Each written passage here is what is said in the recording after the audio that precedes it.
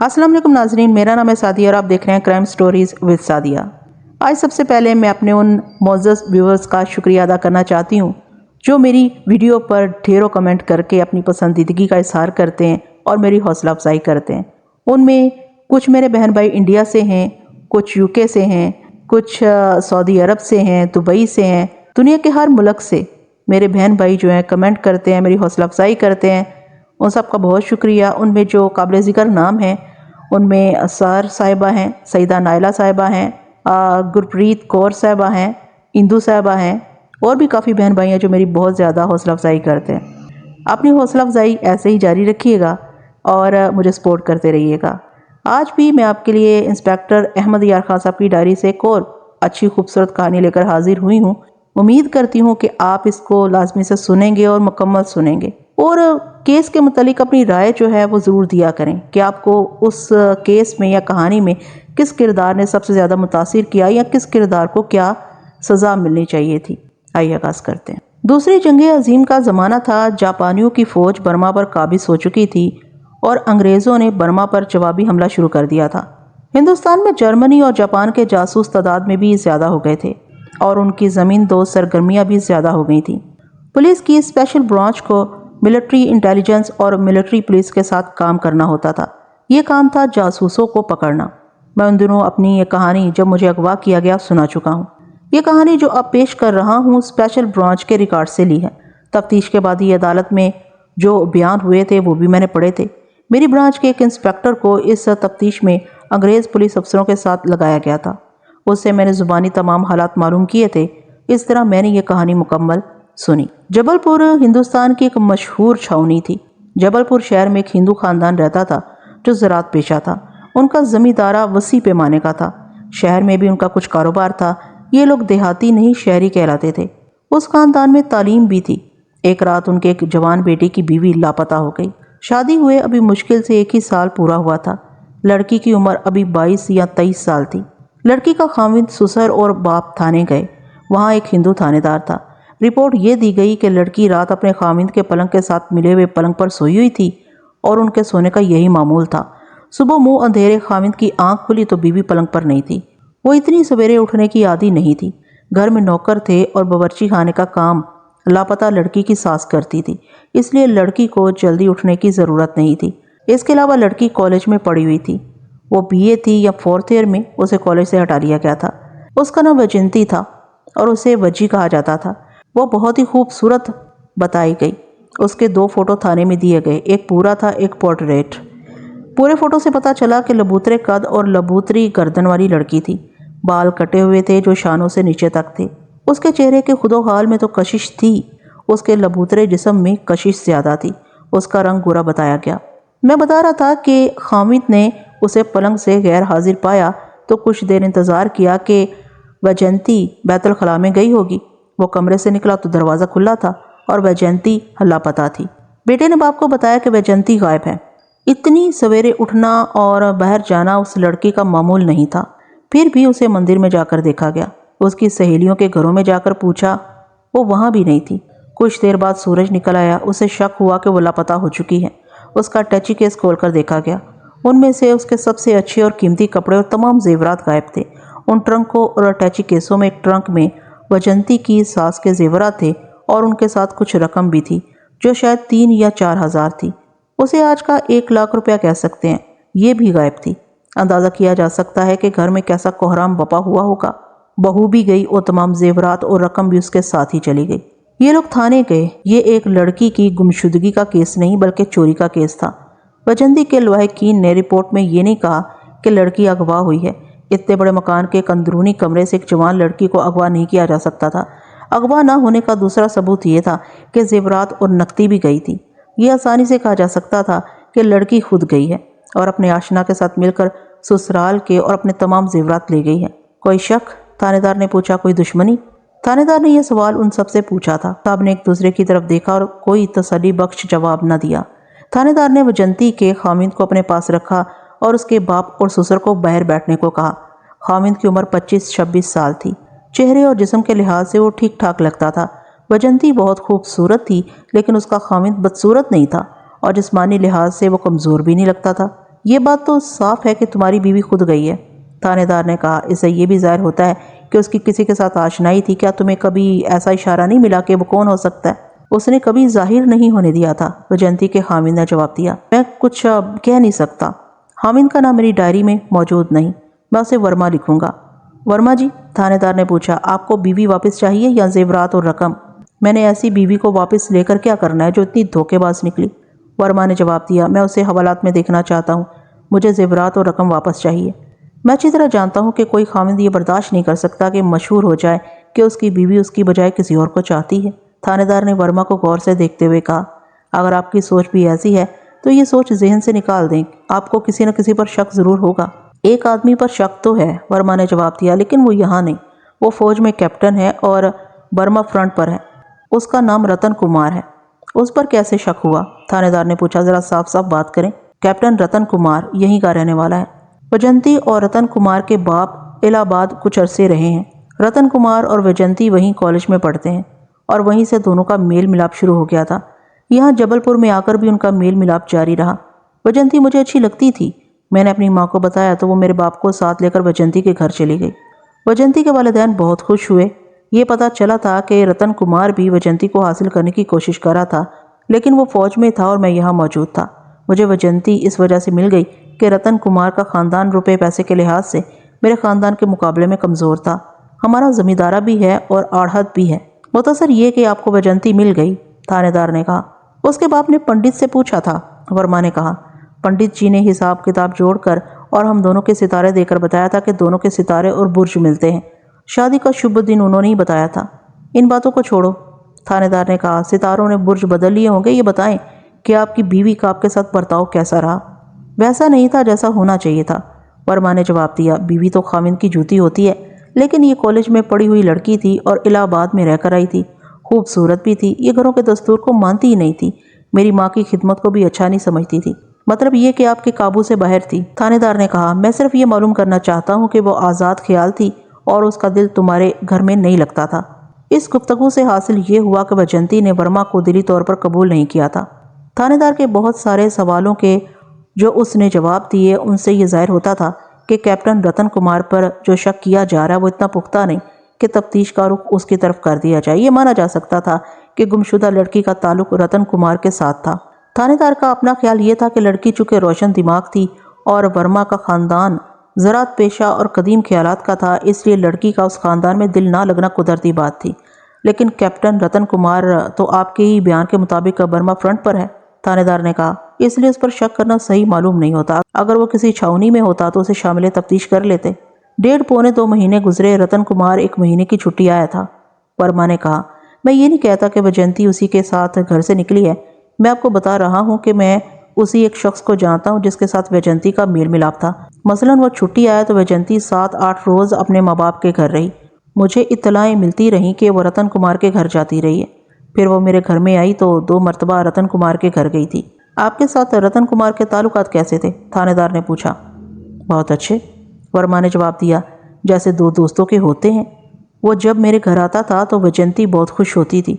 یہ کہہ کر ورما چپ ہو گیا اور کچھ سوچنے لگا، پھر بولا، نہیں، رتن کمار ایسی حرکت نہیں کر سکتا۔ اس کی دوستی اور محبت کو دیکھتا ہوں تو اس کے خلاف شک صاف ہو جاتا ہے۔ میں بھی آپ کو یہی سمجھانا چاہتا ہوں، تھانے دار نے کہا۔ رتن کمار آپ کا دوست ہے یا نہیں؟ اس نے لڑکی کو لے کر جانا ہی کہاں ہے؟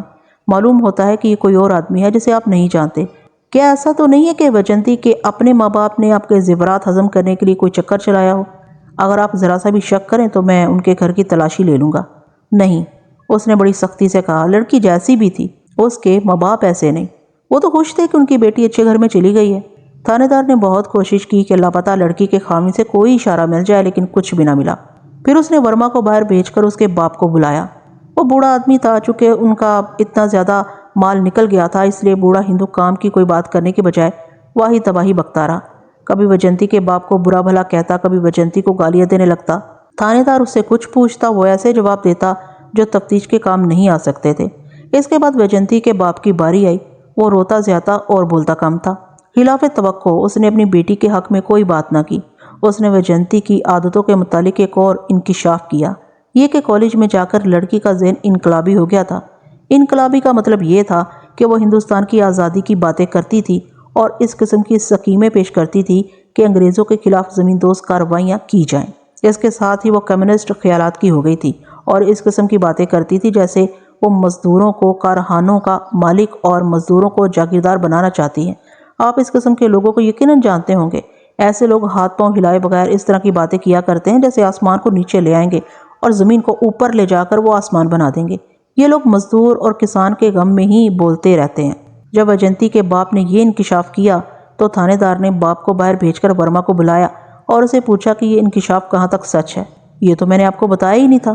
ورما نے کہا، مجھے ایسے ہی لیکچر دیا کرتی تھی کہ اپنے مزاروں پر زیادتی نہ کیا کرو اور زمین کی پیداوار کا زیادہ حصہ انہیں دیا کرو اور خود تھوڑا رکھا کرو، کیونکہ یہ ان کے خون پسینے کی پیداوار ہوتی ہے۔ میں نے اسے کئی بار کہا تھا کہ تم اتنے قیمتی کپڑے پہنتی ہو، یہ کسانوں اور مزدوروں کی لڑکیوں کو دے دو اور خود خدر پہنا کرو۔ اس کے پاس ایک ہی جواب تھا کہ اس طرح ان غریبوں کا دماغ خراب ہو جائے گا۔ مختصر یہ کہ لڑکی انقلابی ذہن رکھتی تھی اور سمجھتی تھی کہ جو علم اور عقل اس کے پاس ہے وہ کسی اور کے پاس نہیں۔ انقلاب کے معاملے میں وہ بہت جذباتی تھی۔ ورما جی، تھانے دار نے کہا، وہ کسی آشنا کے ساتھ نہیں گئی، وہ اپنے جیسے کسی انقلابی کے پاس چلی گئی ہے اور وہ بہت خراب ہوگی۔ میں ان انقلابیوں کو جانتا ہوں۔ تھانے دار نے ویجنتی کے خلاف چوری کے الزام میں FIR تحریر کی اور سب کو رخصت کر دیا۔ میں جب بعد میں اس تھانے دار سے ملا تھا تو اس نے کہا تھا کہ وہ پہلے روز ہی سمجھ گیا تھا کہ اس لڑکی کو ڈھونڈ نکالنا آسان نہیں ہوگا بلکہ ناممکن کی حد تک مشکل ہوگا۔ تھانے دار نے اپنے مقبروں کے علاوہ ویجنتی اور ورما کے محلوں کے معززین کو بلایا اور ویجنتی کے متعلق اور دونوں خاندانوں کے متعلق معلومات حاصل کی۔ کسی نے بھی یہ نہ کہا کہ ویجنتی اچھی لڑکی تھی، لیکن یہ بھی کوئی نہ کہہ سکا کہ فلاں آدمی کے ساتھ اس کے تعلقات اس قسم کے تھے۔ اس کی خوبصورتی سے ہر کوئی متاثر تھا۔ وہ اتنی آزاد خیال تھی کہ اس کی باتیں دوسروں کو اس شک میں ڈال دیتی تھی کہ لڑکی چال چلن کی صحیح نہیں۔ معززین میں سے 2 نے یہ بتایا کہ ورما کا جوڑ تو اس کے پاس ملتا ہی نہیں تھا۔ تھانے دار نے کیپٹن رتن کمار اور ویجنتی کے تعلقات کی بات کی تو ان میں سے زیادہ تر آدمیوں نے تصدیق کی کہ رتن کمار اور ویجنتی کے آپس میں گہرے مراسم تھے جن پر شک کیا جا سکتا تھا، لیکن اس بات کو کوئی بھی تسلیم نہیں کرتا تھا کہ وہ رتن کمار کے پیچھے چلی گئی ہے۔ رتن کمار کے متعلق باتیں ہوئی تو معلوم ہوا کہ 1.5-2 مہینے پہلے وہ جو چھٹی پر آیا تھا وہ چھٹی اسے انعام کے طور پر یا آرام کے لیے دی گئی تھی۔ انعام اس کا کارنامے کا دیا گیا تھا کہ برما فرنٹ پر وہ جنگی قیدی ہو گیا تھا۔ 1 مہینے بعد کیپٹن رتن کمار بہت ہی بری حالت میں واپس اپنے مورچوں میں آ گیا۔ اس کی وردی بالکل پھٹی ہوئی تھی، چہرہ بری طرح مرجھایا ہوا تھا اور اس کے جسم پر خراشیں بھی تھیں۔ برما کے جنگلات بہت گھنے تھے اور یہ سارا جنگلاتی علاقہ پہاڑی تھا۔ اس میں سے راستہ تلاش کر کے گزرنا بہت ہی مشکل کام تھا۔ یہ تو بہت بڑی بہادری تھی کہ وہ جاپانیوں کی قید سے فرار ہو کر آیا تھا۔ اس نے بتایا کہ قیدیوں کو ابھی پیچھے قیدی کیمپ میں نہیں لے گئے تھے، جاپانیوں نے انہیں اپنے مورچوں کے ذرا پیچھے رکھا تھا۔ دراصل یہ وہ وقت تھا جب انگریزوں اور امریکیوں نے جوابی حملہ کیا تھا اور جاپانی فوج پیچھے ہٹ رہی تھی۔ جاپانیوں کی حالت اچھی نہیں تھی۔ کیپٹن رتن کمار کو بھاگ نکلنے کا موقع مل گیا اور وہ بھاگ گیا۔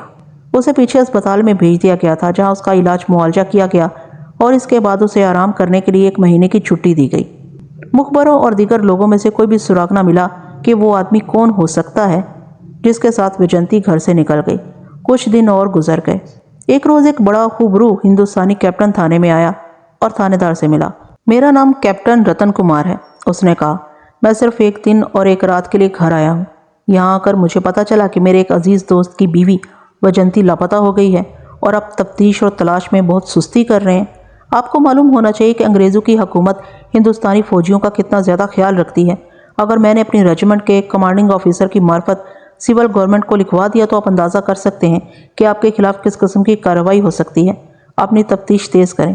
تھانے دار پر اس کیپٹن کا رعب طاری ہو گیا اور اس کے ساتھ ہی اس کے ذہن میں یہ جو شک ڈالا گیا تھا کہ گمشدہ لڑکی کیپٹن رتن کمار کے ساتھ گئی ہوگی نکل گیا۔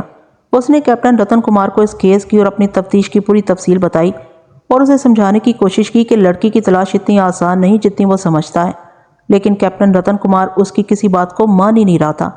وہ تھانے دار کو دھمکیاں دے کر چلا گیا۔ شام کے وقت کیپٹن رتن کمار گمشدہ لڑکی کے خاوند برما کو ساتھ لے کر پھر تھانے آیا اور تھانے دار کے ساتھ اسی طرح باتیں کی جس طرح پہلے کر گیا تھا۔ انسپیکٹر، اس نے تھانے دار سے کہا، یہ مسٹر ورما ہیں، آپ انہیں اچھی طرح جانتے ہیں، ان کی بیوی فوری ملنی چاہیے، میرے بعد یہ آپ کے پاس آتے رہیں گے۔ تھانے دار کی بھی آخر کوئی حیثیت تھی۔ اس نے سوچا کہ اس کیپٹن سے بھی ویجنتی کے متعلق کچھ پوچھ لیا جائے۔ کیپٹن رتن کمار صاحب، थाने दार ने कहा, मैं आपकी तरह की इंसान हूँ, अवतार नहीं हूँ, ज्योतिषी और नजूमी नहीं हूँ, मेरे हाथ में कोई जादू भी नहीं है। आप लोग मुझे कोई सुराग देंगे तो मैं लड़की को ज़मीन की 7वीं तह में से भी निकाल कर आपके हवाले कर दूंगा। हम आपको क्या सुराग दे सकते हैं? कैप्टन रतन कुमार ने पूछा। अच्छा है कि मिस्टर वर्मा आपके साथ हैं, थानेदार ने कहा। मैं इनकी मौजूदगी में आपसे कुछ बातें पूछूंगा और अगर आप सच्चे दिल से चाहते हैं कि लड़की मिल जाए तो जो कुछ पूछूं वो मुझे ठीक ठीक बता दें। इस वक्त तक कम से कम 20 आदमी बता चुके हैं कि वैजयंती का दोस्ताना आपके साथ था, आपके अलावा किसी और आदमी से मिलती मिलाती नहीं थी। थानेदार की ये बात सुनकर कैप्टन रतन कुमार को गुस्सा आ गया। उसने गुस्से का इजहार किया। कैप्टन रतन कुमार, थानेदार ने कहा, मैंने ये नहीं कहा कि वैजयंती के साथ आपके नाजायज़ ताल्लुकात थे। मैं ये कह रहा हूँ कि आप उसे अच्छी तरह जानते थे। वो कोई मामूली लड़की नहीं जो इतनी दलेरी से घर के तमाम जेवरात और रकम ले गई है। आपको इतना मालूम होना चाहिए कि उसके ताल्लुकात और किसके साथ थे। मैं आपको कुछ भी नहीं बता सकता। कैप्टन रतन कुमार ने कहा, मेरी दोस्ती मिस्टर वर्मा के साथ है। वैजयंती के साथ मेरा इतना ही ताल्लुक है कि वो मेरे दोस्त की बीवी है। थानेदार ने बहुत कोशिश की कि कैप्टन रतन कुमार से कोई इशारा मिल जाए, लेकिन रतन कुमार ने कोई इशारा न दिया और मजीद रौब झाड़कर चला गया। मालूम हुआ कि रतन कुमार की रेजिमेंट बर्मा फ्रंट पर अपना अरसा पूरा करके वापस किसी छावनी में आ गई थी। रतन कुमार किसी ड्यूटी के सिलसिले में कहीं जा रहा था। जबलपुर से गुजरते वो वहीं रुक गया और 24 घंटों के लिए अपने घर आ गया था। रतन कुमार चला गया और वर्मा थानेदार के दिमाग पर सवार हो गया। थानेदार के लिए मुश्किल पैदा हो गई। वो जंग अजीम का ज़माना था। कैप्टन रतन कुमार ने ठीक ही कहा था कि अंग्रेज़ हिंदुस्तानी फ़ौजियों का बहुत ज़्यादा ख्याल रखते हैं। उनकी हुकूमत ने डिप्टी कमिश्नरों के ज़रिए तहसीलदारों, थानेदारों और तमाम ऐसे अफसरों को जिनके साथ फ़ौजियों का वास्ता पड़ता था, हुक्म दे रखा था कि फ़ौजियों का और उनके रिश्तेदारों का काम सबसे पहले किया जाए और उन्हें हर तरह की सहूलत मुहैया की जाए। उस थानेदार को ये खतरा महसूस होने लगा कि कैप्टन रतन कुमार उसके बालाई अफसरों तक उसके खिलाफ रिपोर्ट पहुंचा देगा। उसने तफ्तीश और तेज़ कर दी, लेकिन कामयाबी की कोई सूरत नज़र नहीं आती थी। मैं ये कहानी सुनाते वक्त ये नहीं बता सकता कि कौन सा वाक़या कितने अरसे बाद हुआ। मेरे कहने का मतलब ये है कि मुझे मुख्तलिफ वाक़यात के दरमियानी वक्फे अच्छी तरह याद नहीं रहे। जबलपुर से सैकड़ों मील दूर जलंधर ज़िला के गांव में एक सिख लेफ्टिनेंट कर्नल कत्ल हो गया। उस कर्नल का नाम करम सिंह था।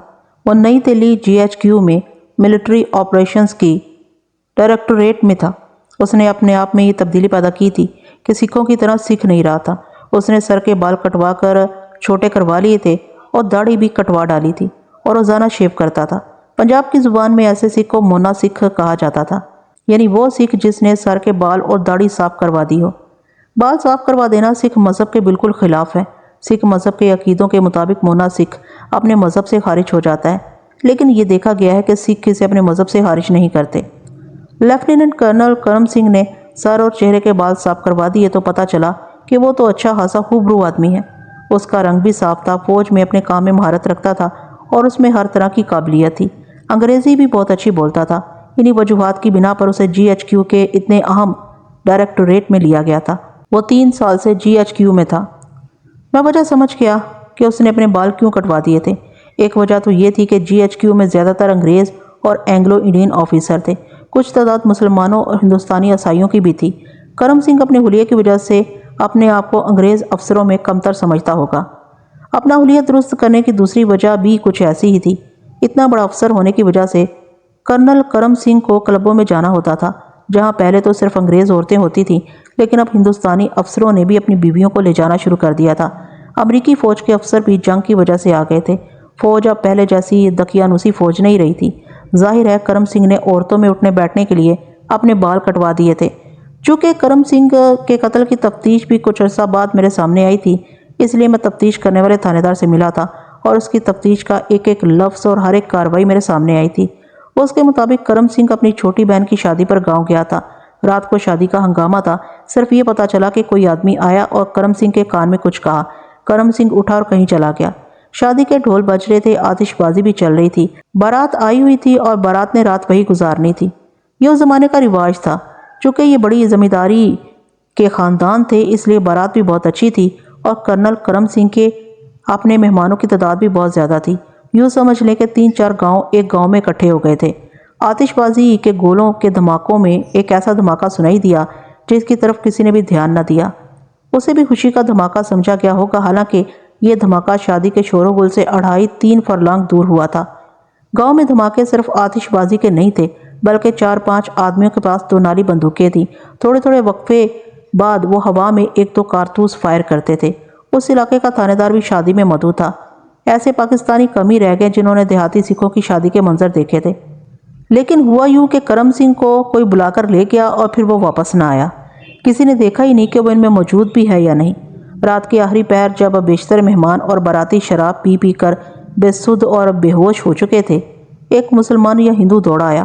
اسے کرم سنگھ کے گھر کا کوئی آدمی ہوش میں نظر نہیں آ رہا تھا جسے وہ اطلاع دیتا۔ آخر اس نے گھر کی عورتوں کو بتایا کہ ایک گاؤں کے باہر کھیتوں میں کرنل کرم سنگھ کی لاش پڑی ہوئی ہے۔ عورتوں میں کھلبلی مچ گئی۔ وہ اپنے آدمیوں کو جھنجھوڑنے اور جگانے لگی۔ تھانے دار جو مدعو تھا وہ کبھی کا جا چکا تھا۔ جس آدمی کے بھی کان میں یہ بات پڑی کہ کرنل کرم سنگھ مارا گیا ہے وہ ہوش میں آ گیا۔ وہاں سے تھانہ بمشکل 1 میل دور ایک اور گاؤں میں تھا۔ تھانے دار ایک ہندو راجپوت تھا۔ اطلاع ملنے پر وہ اپنا عملہ ساتھ لیے وہاں پہنچ گیا جہاں لاش پڑی ہوئی تھی۔ تھانے دار نے دیکھا کہ مقتول کے سینے میں ایک گولی تھی جو پیٹھ سے نکل گئی تھی۔ یہ معلوم کرنا ممکن نہیں تھا کہ گولی رائفل کی تھی یا ریوالور کی۔ بہرحال یہ 12 بور کی گولی نہیں تھی۔ میں نے 12 بور کا ذکر اس لیے کیا ہے کہ دیہات میں اس وقت زیادہ تر یہی بندوقیں ہوا کرتی تھیں جن سے شکار کھیلا جاتا تھا۔ لاش 2 کھیتوں کے درمیان مینٹ پر پڑی تھی۔ مینٹ کی مٹی کچی نہیں تھی، یعنی وہاں دھول نہیں تھی، اس لیے کھرا نہ مل سکا۔ اب واقعاتی شہادت پر ہی بھروسہ کرنا تھا۔ یہ علاقہ قتل اور ڈکیتی کی وارداتوں میں بہت شہرت رکھتا تھا۔ وہاں سکھوں کی وہ نسل بھی پائی جاتی تھی جنہیں جنگلی سکھ کہا جاتا تھا۔ ایک طرف تو ان کی اخلاقی حالت یہ تھی کہ خوشی کے موقع پر شراب پی کر اپنے پرائے کی بھی کوئی تمیز نہیں رکھتے تھے، اور دوسری طرف یہ عالم کی اتنی سی بات پر قتل کر دیتے کہ مقتول نے فلاں کی بہو، بیٹی یا بیوی کو چھیڑا تھا۔ ڈکیتی کو یہ لوگ معمولی سی واردات سمجھا کرتے تھے۔ کرم سنگھ کے قتل کی واردات کو اس لیے اہم واردات سمجھا گیا کہ وہ کرنل تھا اور اس علاقے میں کرنل کے نام سے مشہور تھا۔ واقعاتی شہادت میں سب سے پہلے یہ سوال سامنے آیا کہ مقتول کی دشمنی کس کے ساتھ تھی۔ جب یہ سوال سامنے آیا تو دشمنیوں کی ایک لمبی فہرست بن گئی۔ اس فہرست میں سب سے پہلے ایک خاندان کا نام آیا جس کے کھیت مقتول کے کھیتوں کے ساتھ ملتے تھے۔ کوئی 1 سال پہلے پانی لگانے کی باری پر دونوں خاندانوں میں خون ریز لڑائی ہوئی تھی۔ قتل تو کوئی نہیں ہوا تھا، لیکن جو زخمی ہوئے تھے وہ 1 سال بعد بھی سنبھل نہیں سکے تھے۔ اس وقت بھی یہی تھانے دار اس تھانے میں تھا۔ اسی کی کوششوں سے دونوں خاندانوں میں راضی نامہ کروا دیا گیا تھا۔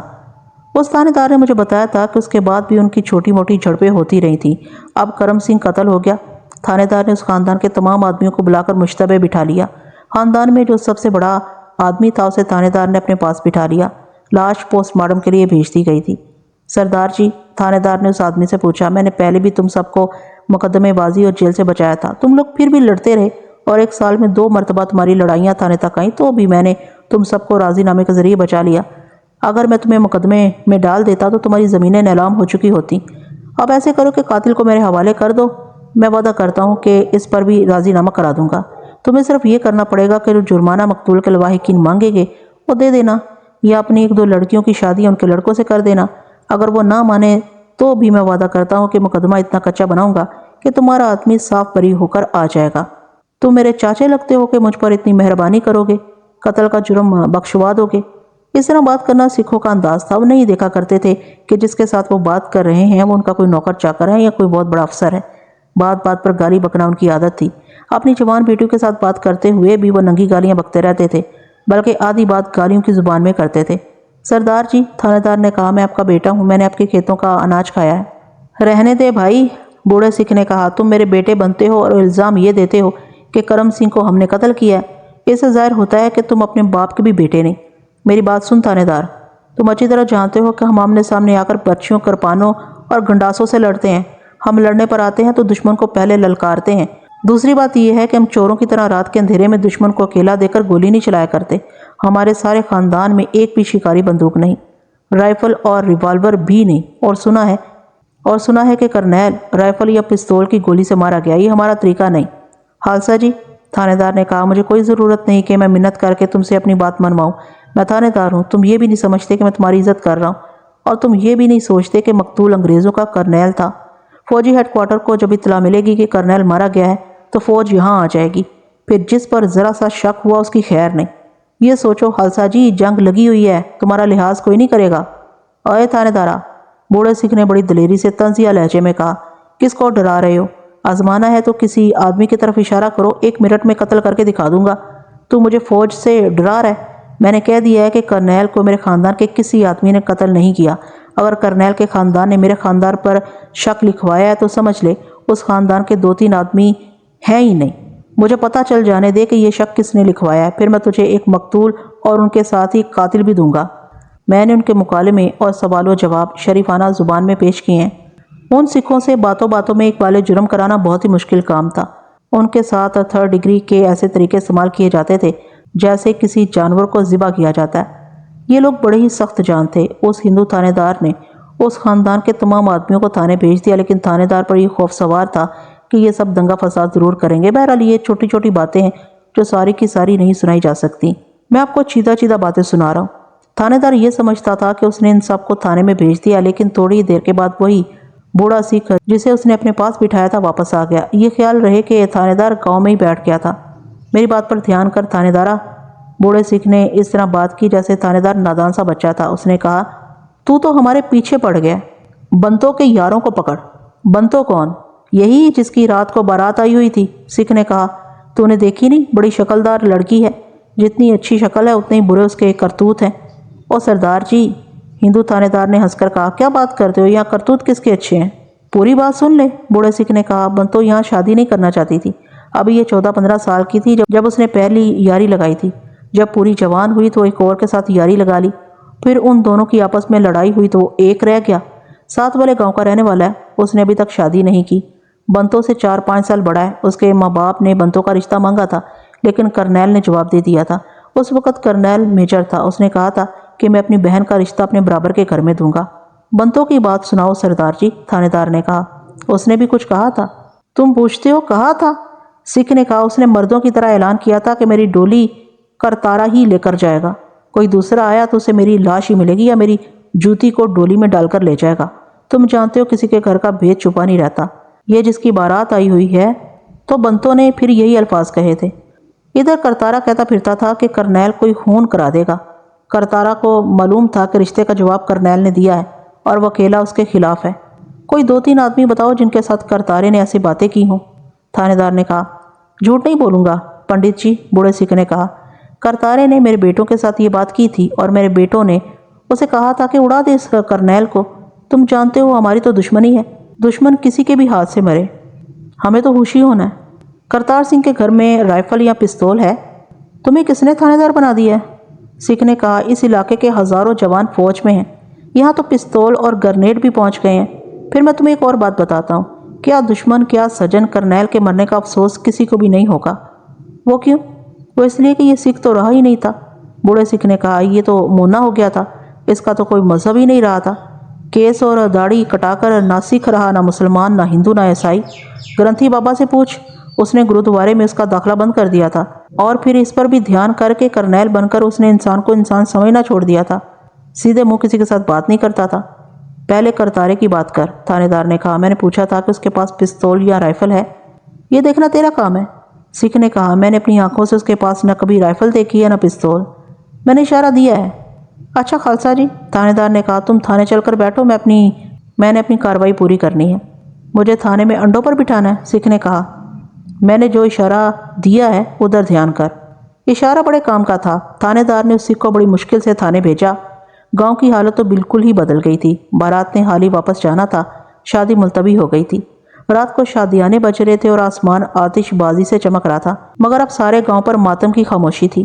جتنے مہمان آئے تھے وہ سب موجود تھے، لیکن ایسے پتہ چلتا تھا جیسے سارے گاؤں پر موت آ پڑی ہو۔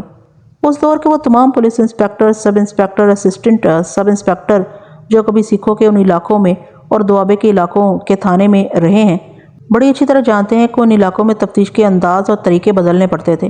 شہروں، قصبوں اور ان کے مضافات میں رہنے والے لوگوں پر پولیس اور تھانے کا خوف طاری رہتا تھا۔ ان میں سے کسی کو تھانے بلاتے تھے تو وہ اندر اور باہر کانپ رہا ہوتا تھا۔ دوسرے دیہاتی لوگوں کا بھی یہی حال ہوتا تھا۔ اس کیفیت میں ان کے دلوں میں چھپی ہوئی باتیں نکلوائی جا سکتی تھی۔ تشدد اور اظہار ثانی کی ضرورت نہیں پڑتی تھی، لیکن موجودہ مشرقی پنجاب کے دوابے اور ماجھے مالوے کے سکھوں کا معاملہ کچھ اور ہی تھا۔ سکھوں کی فطرت بہت مختلف تھی۔ وہ حوالات کو بیٹھک اور جیل کو صحت افزا مقام سمجھتے تھے۔ پولیس سے ڈرنے کی بجائے تھانے داروں کو کھری کھری سناتے اور گالی گلوچ پر اتر آتے تھے۔ پتھر توڑے جا سکتے تھے، لیکن سکھ کو باتوں سے توڑنا اور اسے اقبال جرم کرانا اکثر کیسوں میں ناممکن ہوتا تھا۔ اور یوں بھی ہوتا تھا کہ کسی سکھ کو شراب پلائی اور اسے واہ حال سے تو شیر ہے جیسے تعریفی کلمے کہہ کر ہوا بھری تو حادثے نے دل میں چھپائی ہوئی باتیں بڑی دلیری سے اگل دیں۔ میں آپ کو یہ بتانے کی کوشش کر رہا ہوں کہ ان علاقوں کا سکھ بڑی دلچسپ چیز ہوا کرتا تھا، اور سکھ کی فطرت اور اس کی عادتیں دشوار گزار علاقے جیسی تھی، جو پہاڑی بھی ہوتا ہے اور اس میں گھنا جنگل بھی ہوتا ہے۔ اونچی گھاس میں چھپی ہوئی دلدل بھی ہوتی ہے، چلنے کا راستہ نہیں ملتا اور اندر گیا ہوا آدمی باہر بھی نہیں آ سکتا۔ اس ہندو تھانے دار کو معلوم تھا کہ یہاں شریفانہ تفتیش نہیں چلا کرتی بلکہ ڈنڈا چلے گا۔ اس نے فیصلہ کر لیا کہ کرتار سنگھ کے گھر چھاپا مارے گا، لیکن اس نے نمبردار اور اپنے ایک دو آدمیوں سے کچھ معلومات لینی ضروری سمجھی۔ نمبردار نے تصدیق کر دی۔ اس نے بتا دیا کہ کرتار سنگھ نے کئی بار کہا تھا کہ بنتوں کی ڈولی کسی اور کے گھر نہیں جائے گی۔ کیا اس کے پاس کوئی ریوالور یا رائفل ہے؟ تھانے دار نے پوچھا۔ اس کے پاس لائسنس والا تو کوئی ایک بھی ہتھیار نہیں، نمبردار نے جواب دیا۔ اگر اس نے چھپا کر رکھا ہوا ہو تو کچھ کہہ نہیں سکتا۔ اس کے دو بھائی فوج میں ہیں، ایک حوالدار ہے اور دوسرا نائک ہے۔ یہ تو آپ کو معلوم ہے کہ فرنٹ سے واپس آنے والے فوجی وہاں سے کچھ نہ کچھ چھپا کر لے ہی آتے ہیں۔ اس کے گھر کی تلاشی لے لیں۔ نہیں، تھانے دار نے خانہ تلاشی کے ارادے کو نمبردار سے چھپائے رکھنے کی خاطر کہا۔ تلاشی لینے کی کوئی ضرورت نہیں، میرے پاس کرتار سنگھ کے خلاف کوئی شہادت اور کوئی ثبوت نہیں۔ نمبردار چونکہ سرکاری آدمی ہوتے تھے اس لیے وہ افسروں کی خوشامد میں بہت ماہر ہوتے تھے۔ تھانے دار نے کہا کہ تلاشی کی ضرورت نہیں، تو نمبردار نے بھی تائید میں کہہ دیا کہ ہاں، تلاشی کی کوئی ضرورت نہیں۔ دوسری طرف دھیان کریں، نمبردار نے کہا، میرا دل کہتا ہے کہ کرنیل کے قاتل اس کے سالے ہیں۔ دشمنی کیا ہے؟ تھانے دار نے پوچھا۔ دشمنی یہ ہے، نمبردار نے جواب دیا، کرم سنگھ جب سے کرنیل بنا ہے اس نے اپنی بیوی کو اپنے ساتھ رکھنا چھوڑ دیا تھا۔ جنگ شروع ہونے سے پہلے کرنیل صوبیدار تھا، 12 جماعتیں پڑھا ہوا تھا۔ مجھے تو اچھی طرح پتہ نہیں، کوئی کہتا تھا کہ دفتر میں بڑا افسر لگا ہوا ہے اور کچھ لوگ بتاتے تھے کہ فوج میں پڑھاتا ہے۔ جنگ شروع ہوئی تو ایک روز پتہ چلا کہ کرم سنگھ کپتان ہو گیا ہے۔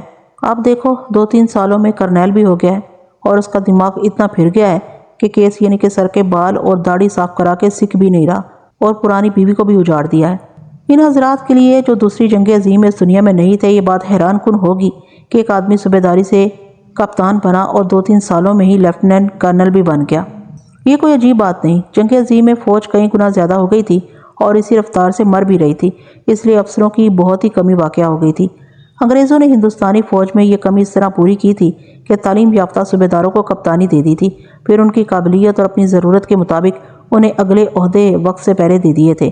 انگریز اتنا بے وقوف نہیں تھا، اس نے یہ فیصلہ پہلے کر لیا تھا کہ جنگ ختم ہونے کے بعد ان سب کو ریٹائر کر دے گا، اور یہ عہدے اس انداز سے دیے گئے تھے کہ انہیں جنگ ختم ہوتے ہی پہلے یا زیادہ دوسرے عہدے تک واپس آ جانا ہے۔ کرم سنگھ کو بھی اسی طرح ترقی ملی تھی۔ وہ دراصل ایجوکیشن کور کا تھا اور ایک انفینٹری بٹالین میں ایجوکیشن کے شعبے میں تھا۔ یہ بھی معلوم ہوا تھا کہ قابل اور ذہین آدمی تھا۔ GHQ سے پتہ چلا تھا کہ قابلیت کے لحاظ سے اور اسی وجہ سے وہ انگریز افسروں میں خاصا مقبول تھا۔ اس زمانے میں میٹرک خاصی حد تک تعلیم سمجھی جاتی تھی۔ جنگلی علاقے کے ایک سکھ کا FA پاس ہونا ایک ثبوت تھا کہ اس میں خصوصی ذہانت تھی، لیکن وہ سکھ ہی تھا۔ کرنیلی نے اس کا دماغ خراب کر دیا تھا۔ جنگ عظیم میں یہ تو عام ہوا تھا کہ کسی صوبیدار کو کپتانی یا میجری مل گئی تو اس نے پرانی بیوی کو طلاق دے دی اور نوجوان لڑکی کے ساتھ شادی کر لی۔ یہی حرکت کرم سنگھ کر رہا تھا۔ پہلے کرنیل کی بیوی بچے اس کے ساتھ رہتے تھے، نمبردار نے بتایا۔ 1 سال سے اوپر عرصہ ہو گیا اس کے بیوی بچے گاؤں میں ہیں۔ اس دوران بیوی اپنے بچوں کو ساتھ لے کر خود ہی اس کے پاس دلی چلی گئی، لیکن دوسرے ہی روز واپس آ گئی۔ وہ روتی بھی تھی اور گالی بھی بکتی تھی۔ پتہ چلا کہ کرنیل نے اسے اس بہانے سے واپس بھیج دیا ہے کہ بال بچوں کے لیے سرکاری مکان نہیں ملتے۔ بیوی نے کہا کہ باہر کرائے پر مکان لے لو۔ پہلے کرنیل کی بیوی بچے اس کے ساتھ رہتے تھے، نمبردار نے بتایا۔ 1 سال سے اوپر عرصہ ہو گیا ہے اس کے بیوی بچے گاؤں میں ہیں۔ اس دوران بیوی اپنے بچوں کو ساتھ لے کر خود ہی اس کے پاس دلی چلی گئی، لیکن دوسرے ہی روز واپس آ گئی۔ وہ روتی بھی تھی اور گالیاں بھی بکتی تھی۔ پتہ چلا کہ کرنیل نے اسے اس بہانے سے واپس بھیج دیا ہے کہ بال بچوں کے لیے سرکاری مکان نہیں ملتے۔ بیوی نے کہا کہ باہر کرائے پر مکان لے لو۔ کرنیل یہ بھی نہیں مانا بلکہ الٹا بیوی کو بے عزت کر کے گاڑی پر چڑھا دیا۔ 2-3 مہینوں بعد کرنیل کا ایک سالہ دلی گیا تو وہ بھی کرنیل سے بے عزتی کرا کے واپس آ گیا۔ اس کے بعد کرنیل کا سسر گیا جو بہت ہی بوڑھا آدمی ہے۔ وہ جب واپس آیا تو اس نے گاؤں میں کھڑے ہو کر کہا کہ کرنیل کی زندگی کے دن تھوڑے رہ گئے ہیں۔ پتہ یہ چلا کہ کرنیل نے بوڑھے کی بہت بے عزتی کی اور اسے کہا کہ تم لوگ اس طرح میرے پاس توڑے نہ چلے آیا کرو، میں یہاں بڑا افسر لگا ہوا ہوں اور تم لوگ بالکل جانگلی ہو۔ کرنیل کے سسر نے یہ خبر بھی سنائی کہ کرنیل مونا ہو گیا ہے۔ اس کے بعد کرنیل کا سسر، اس کے دونوں سالے اور بیوی یہی کہتے رہے کہ کرنیل کو زندہ نہیں چھوڑیں گے۔ کیا اس سے پہلے بھی کرنیل گاؤں آیا تھا؟ تھانے دار نے پوچھا۔ آیا تھا، نمبردار نے جواب دیا۔ ہم تو اسے دیکھ کر حیران رہ گئے تھے۔ اس کے اپنے رشتہ داروں کے سوا کسی اور نے اس کے ساتھ ہاتھ بھی نہیں ملایا تھا۔ گرودوارے میں گیا تو گرنتھی نے اسے باہر نکال دیا۔ وہ 2 دن رہا، ذرا سی دیر کے لیے بھی اپنے سسرال نہیں کیا، پھر واپس چلا گیا۔ اس کا مطلب یہ تھا کہ اس نے اپنے بیوی بچوں کے ساتھ تعلق توڑ لیا تھا۔ میرا دل کہتا ہے کہ کرنیل کے قاتل اس کے سالے ہیں۔ انہوں نے قتل تو کرنا ہی تھا۔ ایک سالہ اور پھر سسر اس کے پاس گئے تو اس نے ان کی آؤ بھگت کرنے کی بجائے بے عزتی کر کے باہر نکال دیا۔ تھانے دار نے گاؤں کے 2-3 معزز بزرگوں کو بلایا اور ان سے کرم سنگھ کے متعلق پوچھا۔ انہوں نے بھی وہی باتیں بتائی جو نمبردار بتا چکا تھا، بلکہ کچھ زیادہ ہی بتائیں۔ اسے تھانے دار اس نتیجے پر پہنچا کہ قتل کی وجہ موجود ہے، اور وجہ یہی ہو سکتی ہے۔ اس نے کرم سنگھ کے سسر سالوں اور اس کی بیوی کو بلا کر بٹھا لیا۔ پہلے اس کی بیوی کو بلایا، وہ دھیڑ عمر عورت تھی۔ تھانے دار نے خاص طور پر دیکھا کہ اس عورت کی آنکھیں خشک تھیں اور چہرے پر ماتم کا ہلکا سا بھی تاثر نہیں تھا۔ تمہارے خامند کے مرنے کا بہت افسوس ہے، تھانے دار نے کہا۔ تجھے ہوگا، اس نے کہا، میری تو جوتی کو بھی افسوس نہیں۔ یہ سالہ پہلے مر جاتا تو اور اچھا ہوتا۔ افسوس تو ہوتا ہی ہے سردارنی، تھانے دار نے بناوٹی افسوس کا اظہار کرتے ہوئے کہا۔ بیچارہ بہن کی شادی کرنے آیا تھا۔ شادی کرنے نہیں، مقتول کی بیوہ نے جل کر کہا۔ وہ مرنے آیا تھا، شادی کیسی؟ اس کی یہ بہن کئی شادیاں کر چکی تھی، اب اس نے ڈولی میں بیٹھنا تھا۔ تمہارا کیا خیال ہے؟ تھانے دار نے پوچھا۔ کرنیل کا قاتل کون ہے؟ یہ بھی کوئی پوچھنے والی بات ہے، اس نے کہا۔ اسے اپنی سگی بہن نے قتل کروایا۔ بہن نے سارے گاؤں کو سنایا تھا کہ وہ کرتارے کے گھر جائے گی، اور اگر اس کے ساتھ زبردستی کی گئی تو زبردستی کرنے والا زندہ نہیں رہے گا۔ بہن نے کرنیل کو کرتارے سے مروایا ہے۔ تھانے دار کو یہ بتایا گیا تھا کہ کرم سنگھ باہر مہمانوں میں تھا جب ایک آدمی جس نے اپنے سر پر چادر لے رکھی تھی اس کے پاس آیا اور اس کے کان میں کچھ کہا تھا۔ وہ آدمی چلا گیا تھا اور کرم سنگھ 2-4 منٹ بعد اس کے پیچھے گیا تھا۔ صرف 2 آدمیوں نے اس آدمی کو دیکھا تھا۔ دونوں سے تھانے دار نے پوچھا تھا اور دونوں نے یہ کہا تھا کہ انہیں کوئی شک نہیں ہوا تھا، اس لیے انہوں نے اس آدمی کو اچھی طرح نہیں دیکھا تھا۔ اس کا آدھا چہرہ چادر میں چھپا ہوا تھا۔ اس عورت یعنی مقتول کی بیوی سے یہ توقع نہیں رکھی جا سکتی تھی کہ وہ فوراً بتا دیتی کہ اس کے خاوند کو اس کے بھائیوں نے گولی ماری ہے۔ اس نے تو انکار کرنا تھا اور پولیس کی توجہ کسی اور طرف کرنی تھی۔ اس کے دل میں چھپے ہوئے بھید کی مشق لینا تھانے دار کی عقل، ذہانت اور تجربے کا کام تھا۔ اس نے اس عورت کے ساتھ سوال و جواب کا سلسلہ شروع کر دیا۔ اس نے مجھے صاف کہہ دیا تھا کہ میرا تیرا تعلق ختم ہے، کرم سنگھ کی بیوی نے کہا۔ وہ کہتا تھا صوبیداری تک تو ٹھیک تھا، لیکن کرنیل بن کر میں جنگلی عورت کو اپنے ساتھ نہیں رکھ سکتا۔ اس نے کہا تھا کہ مجھ سے زمین لے لو، جتنی کہو گی اتنی تمہارے نام کر دوں گا۔ میں نے کہا تھا تم نے میری قیمت بہت تھوڑی لگائی ہے، مجھے زمین کا اور روپے پیسے کا لالچ نہیں۔ میں کہتی ہوں کہ یہ میرا اور میرے بچوں کا گھر ہے، مجھے 2 وقت روٹی دے دیا کرو، گھر کو نہ اجاڑو۔ کرنیل نے یہ سمجھ لیا کہ میں اس کے قدموں میں لیٹ گئی ہوں۔ اس نے میری بے عزتی کر ڈالی اور زبردستی گاڑی پر چڑھا کر واپس بھیج دیا۔ اس عورت نے جو بیان دیا وہ نمبردار کے بیان کی تصدیق تھا۔ اس نے کچھ بھی نہ چھپایا۔ وہ کرنیل کو گالیاں دیتی تھی تو بولتی جاتی تھی۔ اس نے ذرا سا بھی شک نہ کیا کہ تھانے دار اس پر یا اس کے بھائیوں پر قتل کا شک کر رہا ہے۔ اس کی باتیں کوئی بچہ سنتا تو وہ بھی کہتا کہ اپنے خامند کو اسی نے گولی ماری ہے۔ اس کے بعد تھانے دار نے مقتول کے سسر کو بلایا۔ وہ جس طرح دلی مقتول کے پاس گیا تھا اور مقتول نے اس کے ساتھ جو سلوک کیا تھا وہ اس نے تفصیل سے سنایا۔ وہ بھی غصے میں بات کرتا تھا اور کہتا تھا کہ کرنیل نے اپنے گناہوں کی سزا پا لی ہے۔ ایک تو اس نے سر اور چہرے کے بال صاف کر کے اپنے مذہب کی بے ادبی کی، اور دوسرا گناہ یہ کیا کہ اس نے اپنی بیوی بچوں کو اجاڑا۔ پھر تھانے دار نے مقتول کے 2 سالوں سے پوچھ گچھ کی۔ وہ تو بہت زیادہ غصے میں تھے۔ اب میری بات غور سے سن لو، تھانے دار نے بڑے بھائی سے کہا۔ سچی بات ہے کہ تمہاری طرح میں بھی خوش ہوں کہ کرنیل مارا گیا ہے۔ اس نے اپنے بچوں کا بھی خیال نہ کیا۔ میری ایک بات مانو، اگر اسے تم نے گولی ماری ہے تو بتا دو، تمہیں بچانا میرا کام ہے، بری کرا لوں گا۔ نہیں، اس نے کہا، ہم نے اسے قتل نہیں کیا۔ میں نے اور میرے بھائی نے پکا ارادہ کیا ہوا تھا کہ کرنیل کو مار ڈالیں گے۔ ہم ایک اور موقع کے انتظار میں تھے۔ میں دلی گیا اور کرنیل سے پوچھا تھا کہ ہماری بہن کو بساؤ گے یا نہیں۔ اس نے جواب دیا تھا کہ بہن کو اپنے گھر پر رکھو، میں خرچہ دیتا رہوں گا۔ تو میں نے اسے کہا تھا کہ بہن کو اگر ہم اپنے گھر رکھیں گے تو خرچہ تم سے نہیں لیں گے، تم خرچہ بھیجو گے تو وہ ہم تمہارے منہ پر ماریں گے۔ اس پر اس نے مجھے بہت برے الفاظ کہے۔ میں نے اسے کہا، کرنیلا سوچ لے، ہماری بہن اور اس کے بچوں کو اجاڑے گا تو سمجھ لے کہ دنیا سے تیرا دانا پانی اٹھ گیا۔ یہ کہہ کر میں واپس آ گیا۔ وہ کون سا موقع آنا تھا جس کی تم انتظار کر رہے تھے؟ تھانے دار نے پوچھا۔ کرنیل نے دوسری شادی کرنی تھی۔ پہلے تو ہم نے ادھر ادھر نظر رکھی کہ وہ اسی علاقے سے کسی جوان لڑکی کا رشتہ ڈھونڈے گا۔ लेकिन वो इधर नहीं आया। हमारे गांव का एक सूबेदार छुट्टी पर आया था।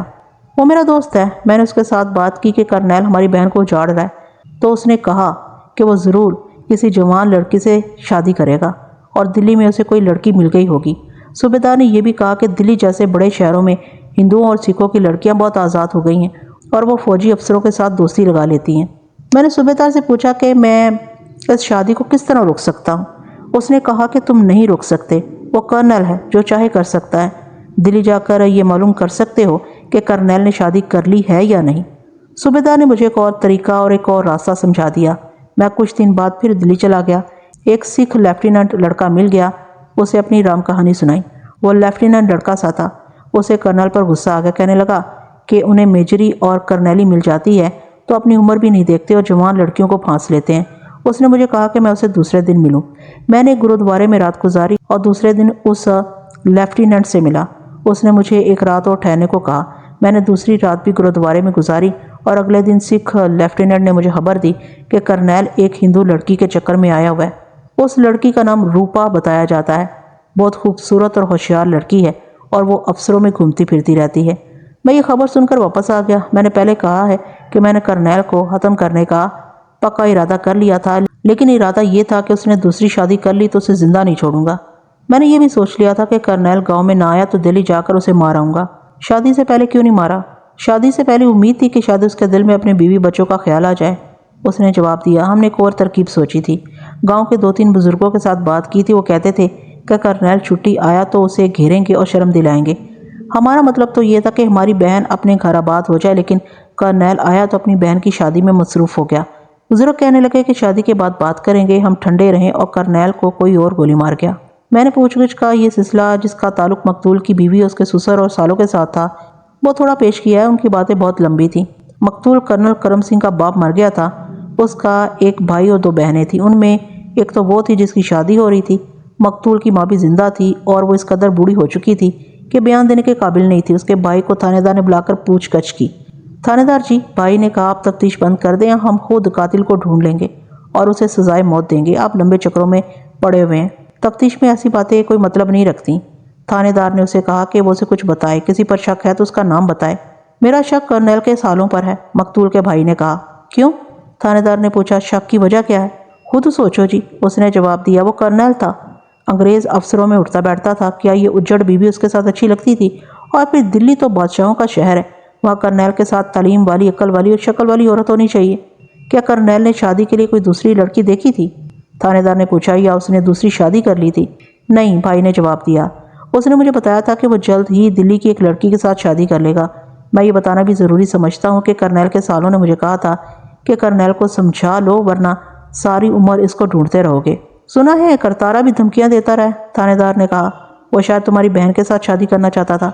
ये ठीक है, उसने कहा, लेकिन कर्नैल नहीं मानता था। तुम मानते थे? थानेदार ने पूछा। घर के बाकी फर्द मानते थे। सब करतारे पर राजी थे। उसने कहा। कर्नैल बड़ा भाई था। उसने आकर जवाब दे दिया। कहता था करतारा ठीक आदमी नहीं। तुम्हारी बहन तो करतारे को ठीक आदमी समझती थी।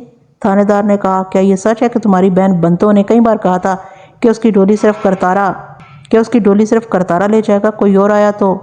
उसने कहा था, मकतूल के भाई ने जवाब दिया। और उसने कर्नैल से अपनी हड्डियां तुड़वा ली थी। उन दिनों कर्नैल घर आया हुआ था। करतारे को पता चला होगा? हाँ, उसने कहा। उसे पता चला कि बंतो को कर्नैल ने मारा पीटा है तो उसका जुबानी पैगाम मिला कि वह कर्नैल से बदला लेगा। मुतसर ये कि शक में एक तो करतारा आता था और दूसरे मकतूल के साले कत्ल के बायस मौजूद थे। थानेदार ने रात के वक्त अपनी पहली कार्रवाई की। वो ये थी कि करतार सिंह के घर छापा मारा।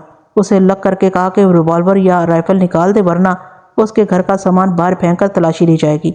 करतार सिंह ने कहा कि उसके पास ऐसा कोई हथियार नहीं। करतार सिंह करीबी गांव का रहने वाला एक जवान सिख था और उसका खानदान खुशहाल जमींदार था। यह हर लिहाज से मजबूत खानदान था। उस खानदान के साथ दुश्मनी रखने वाला आदमी गांव में आराम और सुकून से नहीं रह सकता था। थानेदार उसे मौका दे रहा था कि उसने जिस राइफल या रिवॉल्वर से करम सिंह को कत्ल किया है वो तलाशी के बगैर उसके हवाले कर दे। बात क्या है? करतार सिंह ने थानेदार से पूछा। मेरे घर पर क्यों हल्ला बोल दिया? फालतू बात ना कर करतारे, थानेदार ने कहा। मैं भी कोई बात फालतू नहीं करूँगा। कर्नैल को तूने गोली मारी है। होश कर थानेदारा, करतार सिंह ने कहा। होश कर, मुझ पर हाथ डालने से पहले सोच ले। मैंने सोचकर बात की है करतारे, थानेदार ने कहा। मेरी तेरे साथ कोई दुश्मनी तो नहीं, किसी शहादत पर आया हूँ। खुद मान ले और हथियार खुद ही निकाल दे, फिर मैं तुझे بری ہونے کا راستہ دکھا دوں گا۔ اگر میں نے خود ہتھیار برآمد کیا اور تمہارا جرم کورٹ میں ثابت کیا تو پھانسی سے نیچے نہیں رہنے دوں گا، سیدھا تختے پر جائے گا تو۔ کرتار سنگھ نہیں مان رہا تھا۔ تھانے دار نے شہادت اس کے آگے رکھ دی، یعنی یہ کہ وہ مقتول کی بہن کے ساتھ شادی کرنا چاہتا تھا، مگر مقتول نے شادی نہیں ہونے دی تھی، اور یہ کہ کرتار سنگھ نے دھمکیاں دی تھی کہ وہ کرنل کو زندہ نہیں چھوڑے گا۔ کرتار سنگھ نے ہر ایک بات مانی، بلکہ اس نے ایک تو مزید باتیں بتائیں۔ میں بھی کہتا ہوں، کرتار سنگھ نے کہا، بنتو میرے گھر آئے گی۔ کرنیل قتل نہ ہو جاتا تو بنتو دوسرے گھر چلی جاتی۔ تھانے دار نے کہا، چند دنوں بعد وہ چلی جائے گی، آ جائے گی۔ کرتار سنگھ نے کہا، آخر میرے گھر آئے گی؟ تمہارا گھر جیل میں بن گیا تو کیا کرو گے؟ تھانے دار نے کہا، پھانسی چڑھ گئے تو بنتو کہاں جائے گی؟ کرتارے میری بات مان لے اور عیش کر۔ تھانے دار نے جب تلاشی شروع کی تو اس حویلی کی ایک ایک چیز، ٹرنک، برتن، بستر وغیرہ سین میں بکھرنے لگے، اور ایک پرانی ہانڈی میں جو ایک کوٹری میں بیکار ہونے کی وجہ سے پھینکی ہوئی تھی، مسور کی دال نکلی۔ کچی دال ہانڈی آدھی بھری ہوئی تھی۔ تلاشی اتنی سختی سے لی جا رہی تھی کہ ہیڈ کانسٹیبل نے ہانڈی الٹ دی اور دال میں چھپا ہوا ایک ریوالور نکلا جو 38 بور کا تھا۔ کرتارے، تھانے دار نے پوچھا، اس کا لائسنس دکھا دے۔ لائسنس بزدل بنوایا کرتے ہیں، کرتار سنگھ نے کہا، خالصہ لائسنس نہیں بنوایا کرتا۔ خانہ تلاشی میں یہی ایک ریوالور برآمد ہوا جو تھانے دار نے قبضے میں لے کر کرتار سنگھ کو گرفتار کر لیا۔ اگر اس نے قتل کی واردات نہیں کی تھی تو گرفتاری کے لیے یہی جرم کافی تھا۔ اس کے پاس بلا لائسنس ریوالور تھا۔ تھانے دار نے گولیاں بھی برآمد کی تھیں، لیکن یہ معلوم کرنا مشکل تھا کہ ان میں سے کتنی گولیاں کم ہیں۔ البتہ یہ معلوم کیا جا سکتا تھا کہ اس میں سے 2-4 روز پہلے 1-2 گولیاں فائر ہوئی ہیں یا نہیں۔ کرتار سنگھ کے 2 بھائی فوج میں تھے، ایک حوالدار تھا اور دوسرا نائک۔ ظاہر ہے یہ ان دونوں میں سے کوئی بھائی چرا کر لایا تھا۔ برما فرنٹ پر ان کا کوئی افسر مارا گیا ہوگا اور ریوالور انہوں نے دبا لیا ہوگا۔ محاذوں پر لاشوں اور ہتھیاروں کی کمی نہیں تھی۔ چھپا کر ایک ریوالور آسانی سے لایا جا سکتا تھا، اور کئی فوجی لائے بھی تھے۔ تھانے دار کرتار سنگھ کو مقتول کے سسر اور سالوں کو تھانے لے گیا۔ اس نے ان لوگوں کو چھوڑ دیا جن کے ساتھ مقتول کے خاندان کی دشمنی تھی۔ اس تھانے دار نے ایک غلطی کی تھی، اسے چاہیے تھا کہ مقتول کے سسرال گھر کی بھی تلاشی لے لیتا۔ صرف ریوالور برآمد ہونے سے یہ یقین کر لینا کہ مقتول کو اسی ریوالور سے گولی ماری گئی ہے ایک غلطی تھی۔ تھانے دار نے پہلا کام یہ کیا کہ ریوالور ایگزامینر کی رپورٹ کے لیے بھیج دیا۔ اس کام کے لیے اس نے ایک ہیڈ کانسٹیبل کو بھیجا تھا۔ ان دنوں ایسے کام بہت تیزی سے ہوتے تھے۔ تفتیش کے متعلق کام تو ایمرجنسی کے انداز سے ہوتے تھے۔ ایگزامینر تقریباً 50 میل دور تھا۔ ہیڈ کانسٹیبل صبح کی گاڑی سے روانہ ہوا اور اگلی رات کے پچھلے پہر واپس آ گیا۔ رپورٹ یہ تھی کہ 4-5 روز پہلے اس ریوالور سے ایک یا ایک سے زیادہ گولیاں فائر کی گئی تھیں۔ کرتار سنگھ دیہاتی سیویلین تھا، اسے اتنی سی بھی عقل نہیں تھی کہ ریوالور فائر کر کے نالی کو صاف کرتا اور اس میں تیل لگا دیتا۔ یہ ریوالور کہاں سے آیا؟ تھانے دار نے کرتار سنگھ سے پوچھا۔ تمہارے بھائیوں میں سے کون لایا تھا؟ ایک پٹھان سے خریدا تھا، کرتار سنگھ نے جواب دیا۔ یہ درے سے آیا ہے۔ چلو مان لیتا ہوں، تھانے دار نے کہا۔ اب تم مان لو کہ تم نے کرنیل کرم سنگھ پر اسی ریوالور سے گولی چلائی تھی۔ میں نے 10-12 دن گزرے گاؤں سے دور جا کر ایک آوارہ کتے پر 2 گولیاں چلائی تھیں، کرتار سنگھ نے کہا۔ ایک گولی اسے پہلو میں لگی تھی، دوسری نہیں لگی تھی۔ کتا ذرا آگے گیا اور گر کر مر گیا۔ میں جگہ بتاتا ہوں، وہاں کتے کی ہڈیاں پڑی ہوئی ہوں گی۔ 1 دن اور 1 رات پہلے اس ریوالور سے گولی چلائی گئی ہے۔ تھانے دار نے پوچھا، یہ کہاں چلائی تھی؟ 10-12 دن پہلے 2 گولیاں چلائی تھی، کرتار سنگھ نے کہا۔ اس کے بعد ایک بھی گولی نہیں چلائی۔ میں بنتوں کو تھانے بلاؤں گا، تھانے دار نے کہا۔ تمہارے سامنے اس کے ساتھ جو سلوک کروں گا وہ دیکھ لینا۔ یہ غلطی نہ کرنا تھانے دار، کرتار سنگھ نے کہا۔ سو گرو کی، تیری لاش مردہ خانے میں پہنچ جائے گی، بنتوں کے جسم کو ہاتھ لگا کر دیکھنا۔ تھانے دار کے لیے اس پتھر کو توڑنا آسان نہیں تھا۔ اس نے زبانی اور عملی کوششیں شروع کر دی۔ اس کے ساتھ ہی اس نے ASI کو کرم سنگھ کے سالوں سے پوچھ گچھ پر لگا دیا۔ 5-6 دن گزر گئے۔ مقتول لیفٹیننٹ کرنل تھا۔ اس کا بھائی GHQ دلی میں گیا اور درخواست تھی کہ اس کا بھائی قتل ہو گیا اور علاقے کا تھانے دار تفتیش میں سستی کر رہا ہے، اور یہ کہ قاتل کو تھانے دار جانتا ہے۔ GHQ نے فوری طور پر یہ کارروائی کی کہ ڈپٹی کمشنر کو لکھا کہ قاتل کو فوراً پکڑنے کا انتظام کیا جائے۔ میں نے پہلے بتایا کہ جنگ عظیم میں انگریزوں نے فوجیوں کو بہت اہمیت دی تھی۔ ڈپٹی کمشنر نے متعلق SP اور DSP کو بلایا اور GHQ کی چٹھی دکھائی۔ یہ دونوں انگریز پولیس آفیسر علاقے کے تھانے میں گئے، کیس دیکھا اور تفتیش دیکھی۔ انہوں نے کیس کی تفتیش CIA کے حوالے کر دی۔ CIA کا طریقہ تفتیش بڑا ہی ظالمانہ ہوتا تھا۔ اس کے پاس اظہار ثانی کے باقاعدہ طریقے تھے جو مرحلہ وار استعمال کیے جاتے تھے۔ CIA نے اپنا کام شروع کر دیا۔ مقتول کا ایک بھائی قتل سے پہلے دلی یہ معلوم کرنے گیا تھا کہ کرنل کرم سنگھ نے شادی کر ہی تو نہیں لی۔ اسے بتایا گیا تھا کہ کرنل کرم سنگھ ایک بڑی ہی خوبصورت اور جوان لڑکی کے جال میں آیا ہوا ہے۔ उस लड़की का नाम रूपा बताया गया था। वो हिंदू थी और मॉडर्न लड़की थी। वो अक्सर फौजी अफसरों के साथ देखी जाती थी। उसकी शक्ल और सूरत और जिस्म में ऐसी कशिश थी और उसकी साड़ी इतनी कीमती होती थी कि किसी महाराजी की रियासत की राजकुमारी लगती थी। कर्नल से कम रैंक के अफसर के साथ तो वो बात भी नहीं करती थी। ऑफिसर्स क्लब में रात को वो अक्सर जाती थी। अंग्रेज अफसरों में भी वो मकबूल थी। CIA ने जब केस अपने हाथ में ले लिया तो उसके तफ्तीशी ऑफिसर को पता चला कि मकतूल रूपा के साथ ज़्यादा देखा जाता था। मैंने पहले जिक्र किया है कि मकतूल सर के लंबे बाल और दाढ़ी साफ करा के बड़ा ही वजीह और दिलकश आदमी लगता था। CIA ने रूपा से कुछ पूछना ज़रूरी समझा। दिल्ली आकर CIA को पता चला कि रूपा पर मिलिट्री इंटेलिजेंस और स्पेशल ब्रांच की नज़र है। वो इस वक्त स्पेशल ब्रांच में था। रूपा के मुतालिक कुछ शक हो गया था और रोज़ ब रोज़ वो पुरअसरार लड़की बनती जा रही थी।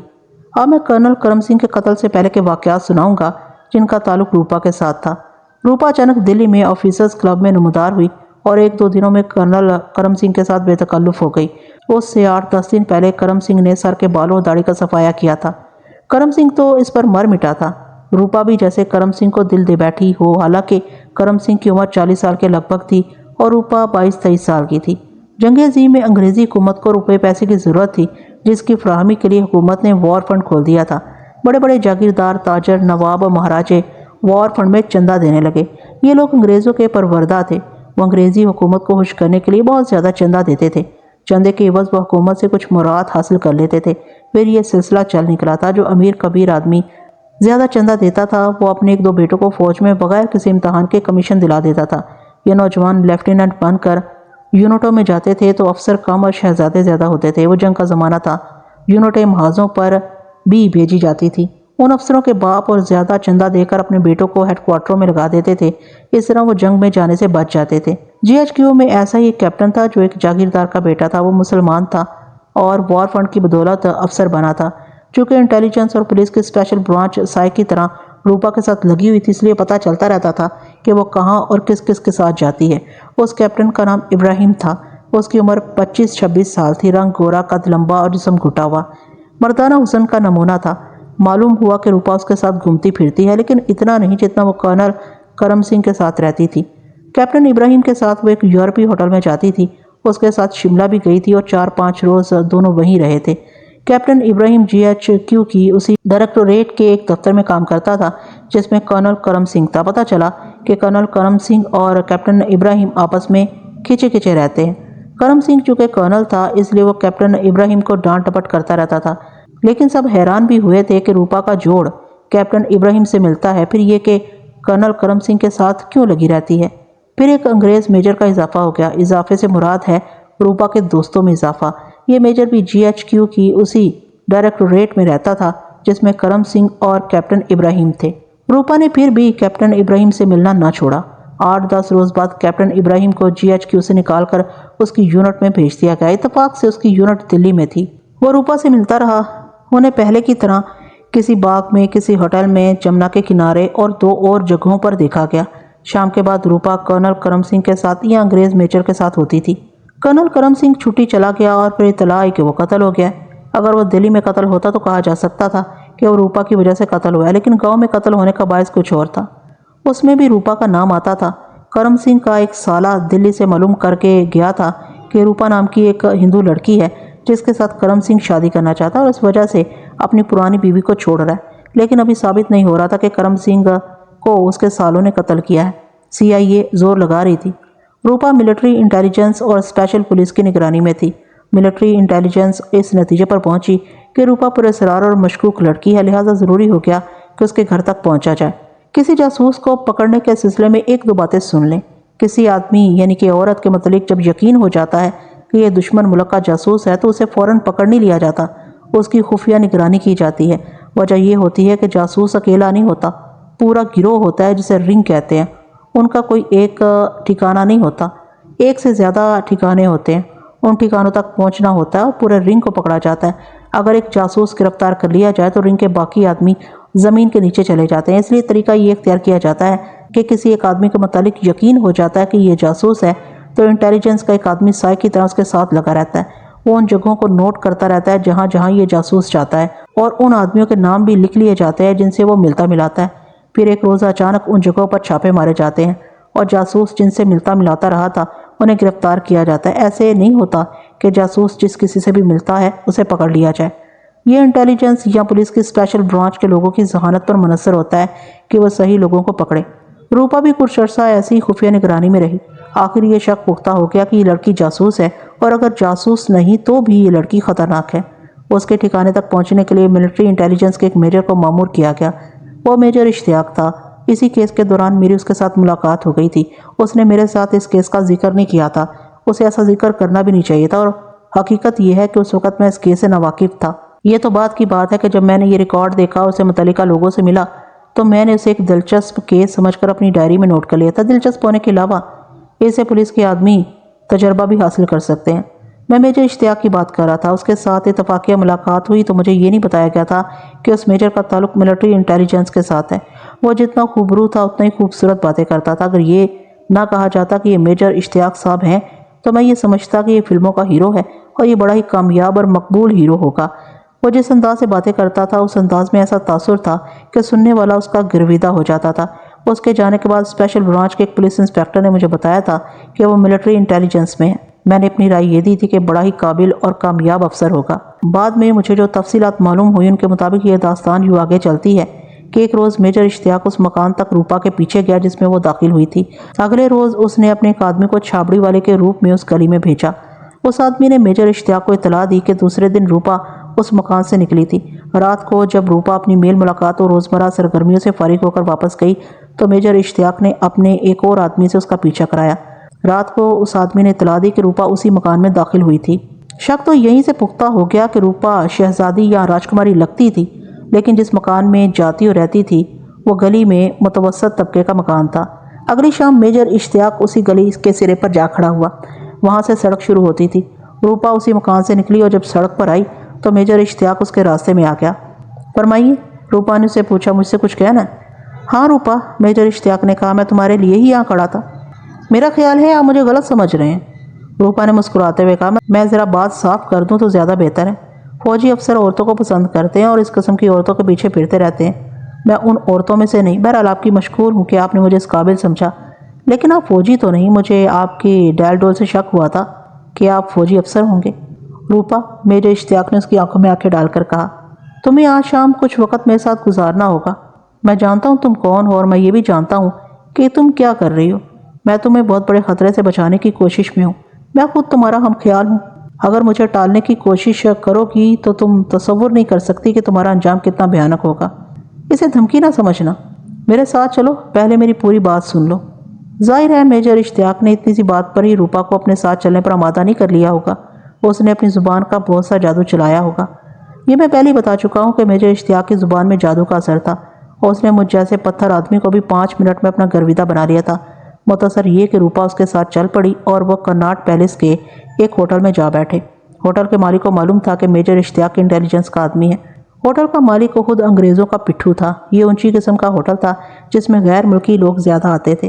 ہوٹل چھوٹا سا تھا جس میں صرف ڈائننگ ہال تھا، یعنی یہ رہائش کے لیے نہیں تھا۔ یوں کہہ لیں کہ یہ چھوٹا سا ایک ریستوران تھا۔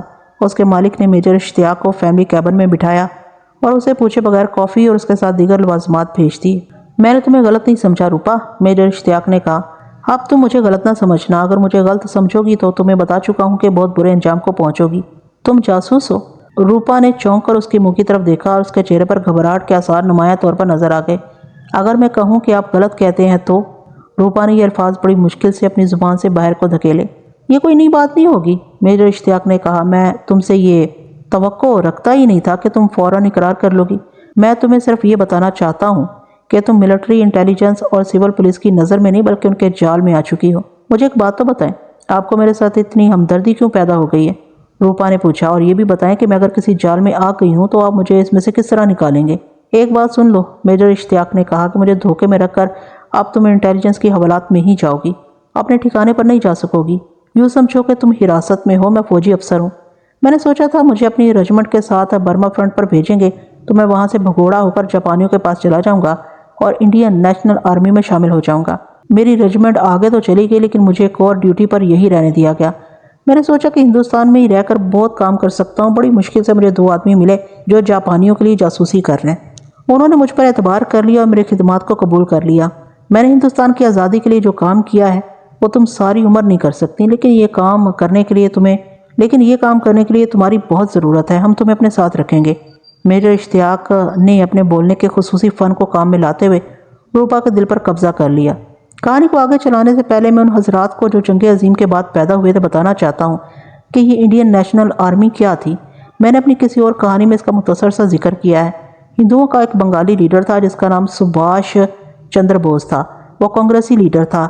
جب جاپانی فوجیں طوفان کی طرح آئیں اور دیکھتے ہی دیکھتے برما تک قابض ہو گئیں تو جاپان کے لڑاکا بمبا طیاروں نے کولکاتہ کی بندرگاہ پر بمباری کی۔ برما سے آگے ہندوستان ہی تھا جس پر جاپانیوں نے حملہ کر کے قبضہ کرنا تھا۔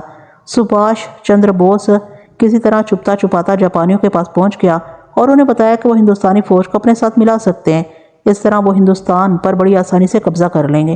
یہ تفصیلات بڑی لمبی ہیں، میں مختصراً بیان کر رہا ہوں۔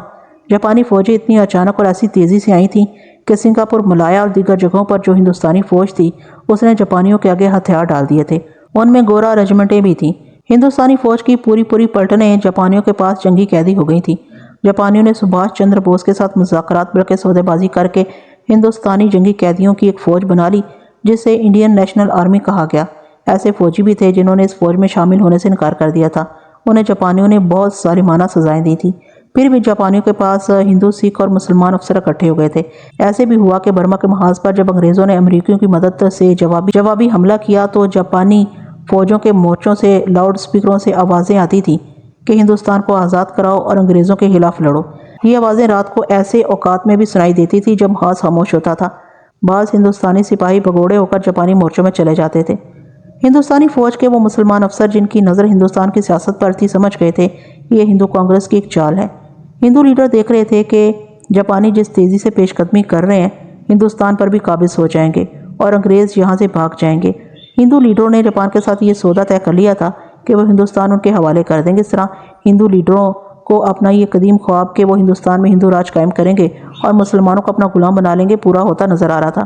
ہندوؤں کی اس پلاننگ نے جاپانیوں کے لیے ہندوستان کی جاسوسی کو آسان بنا دیا۔ اس طرح ہندوستان میں جاپان کے جاسوسوں کی تعداد بے اندازہ ہو گئی۔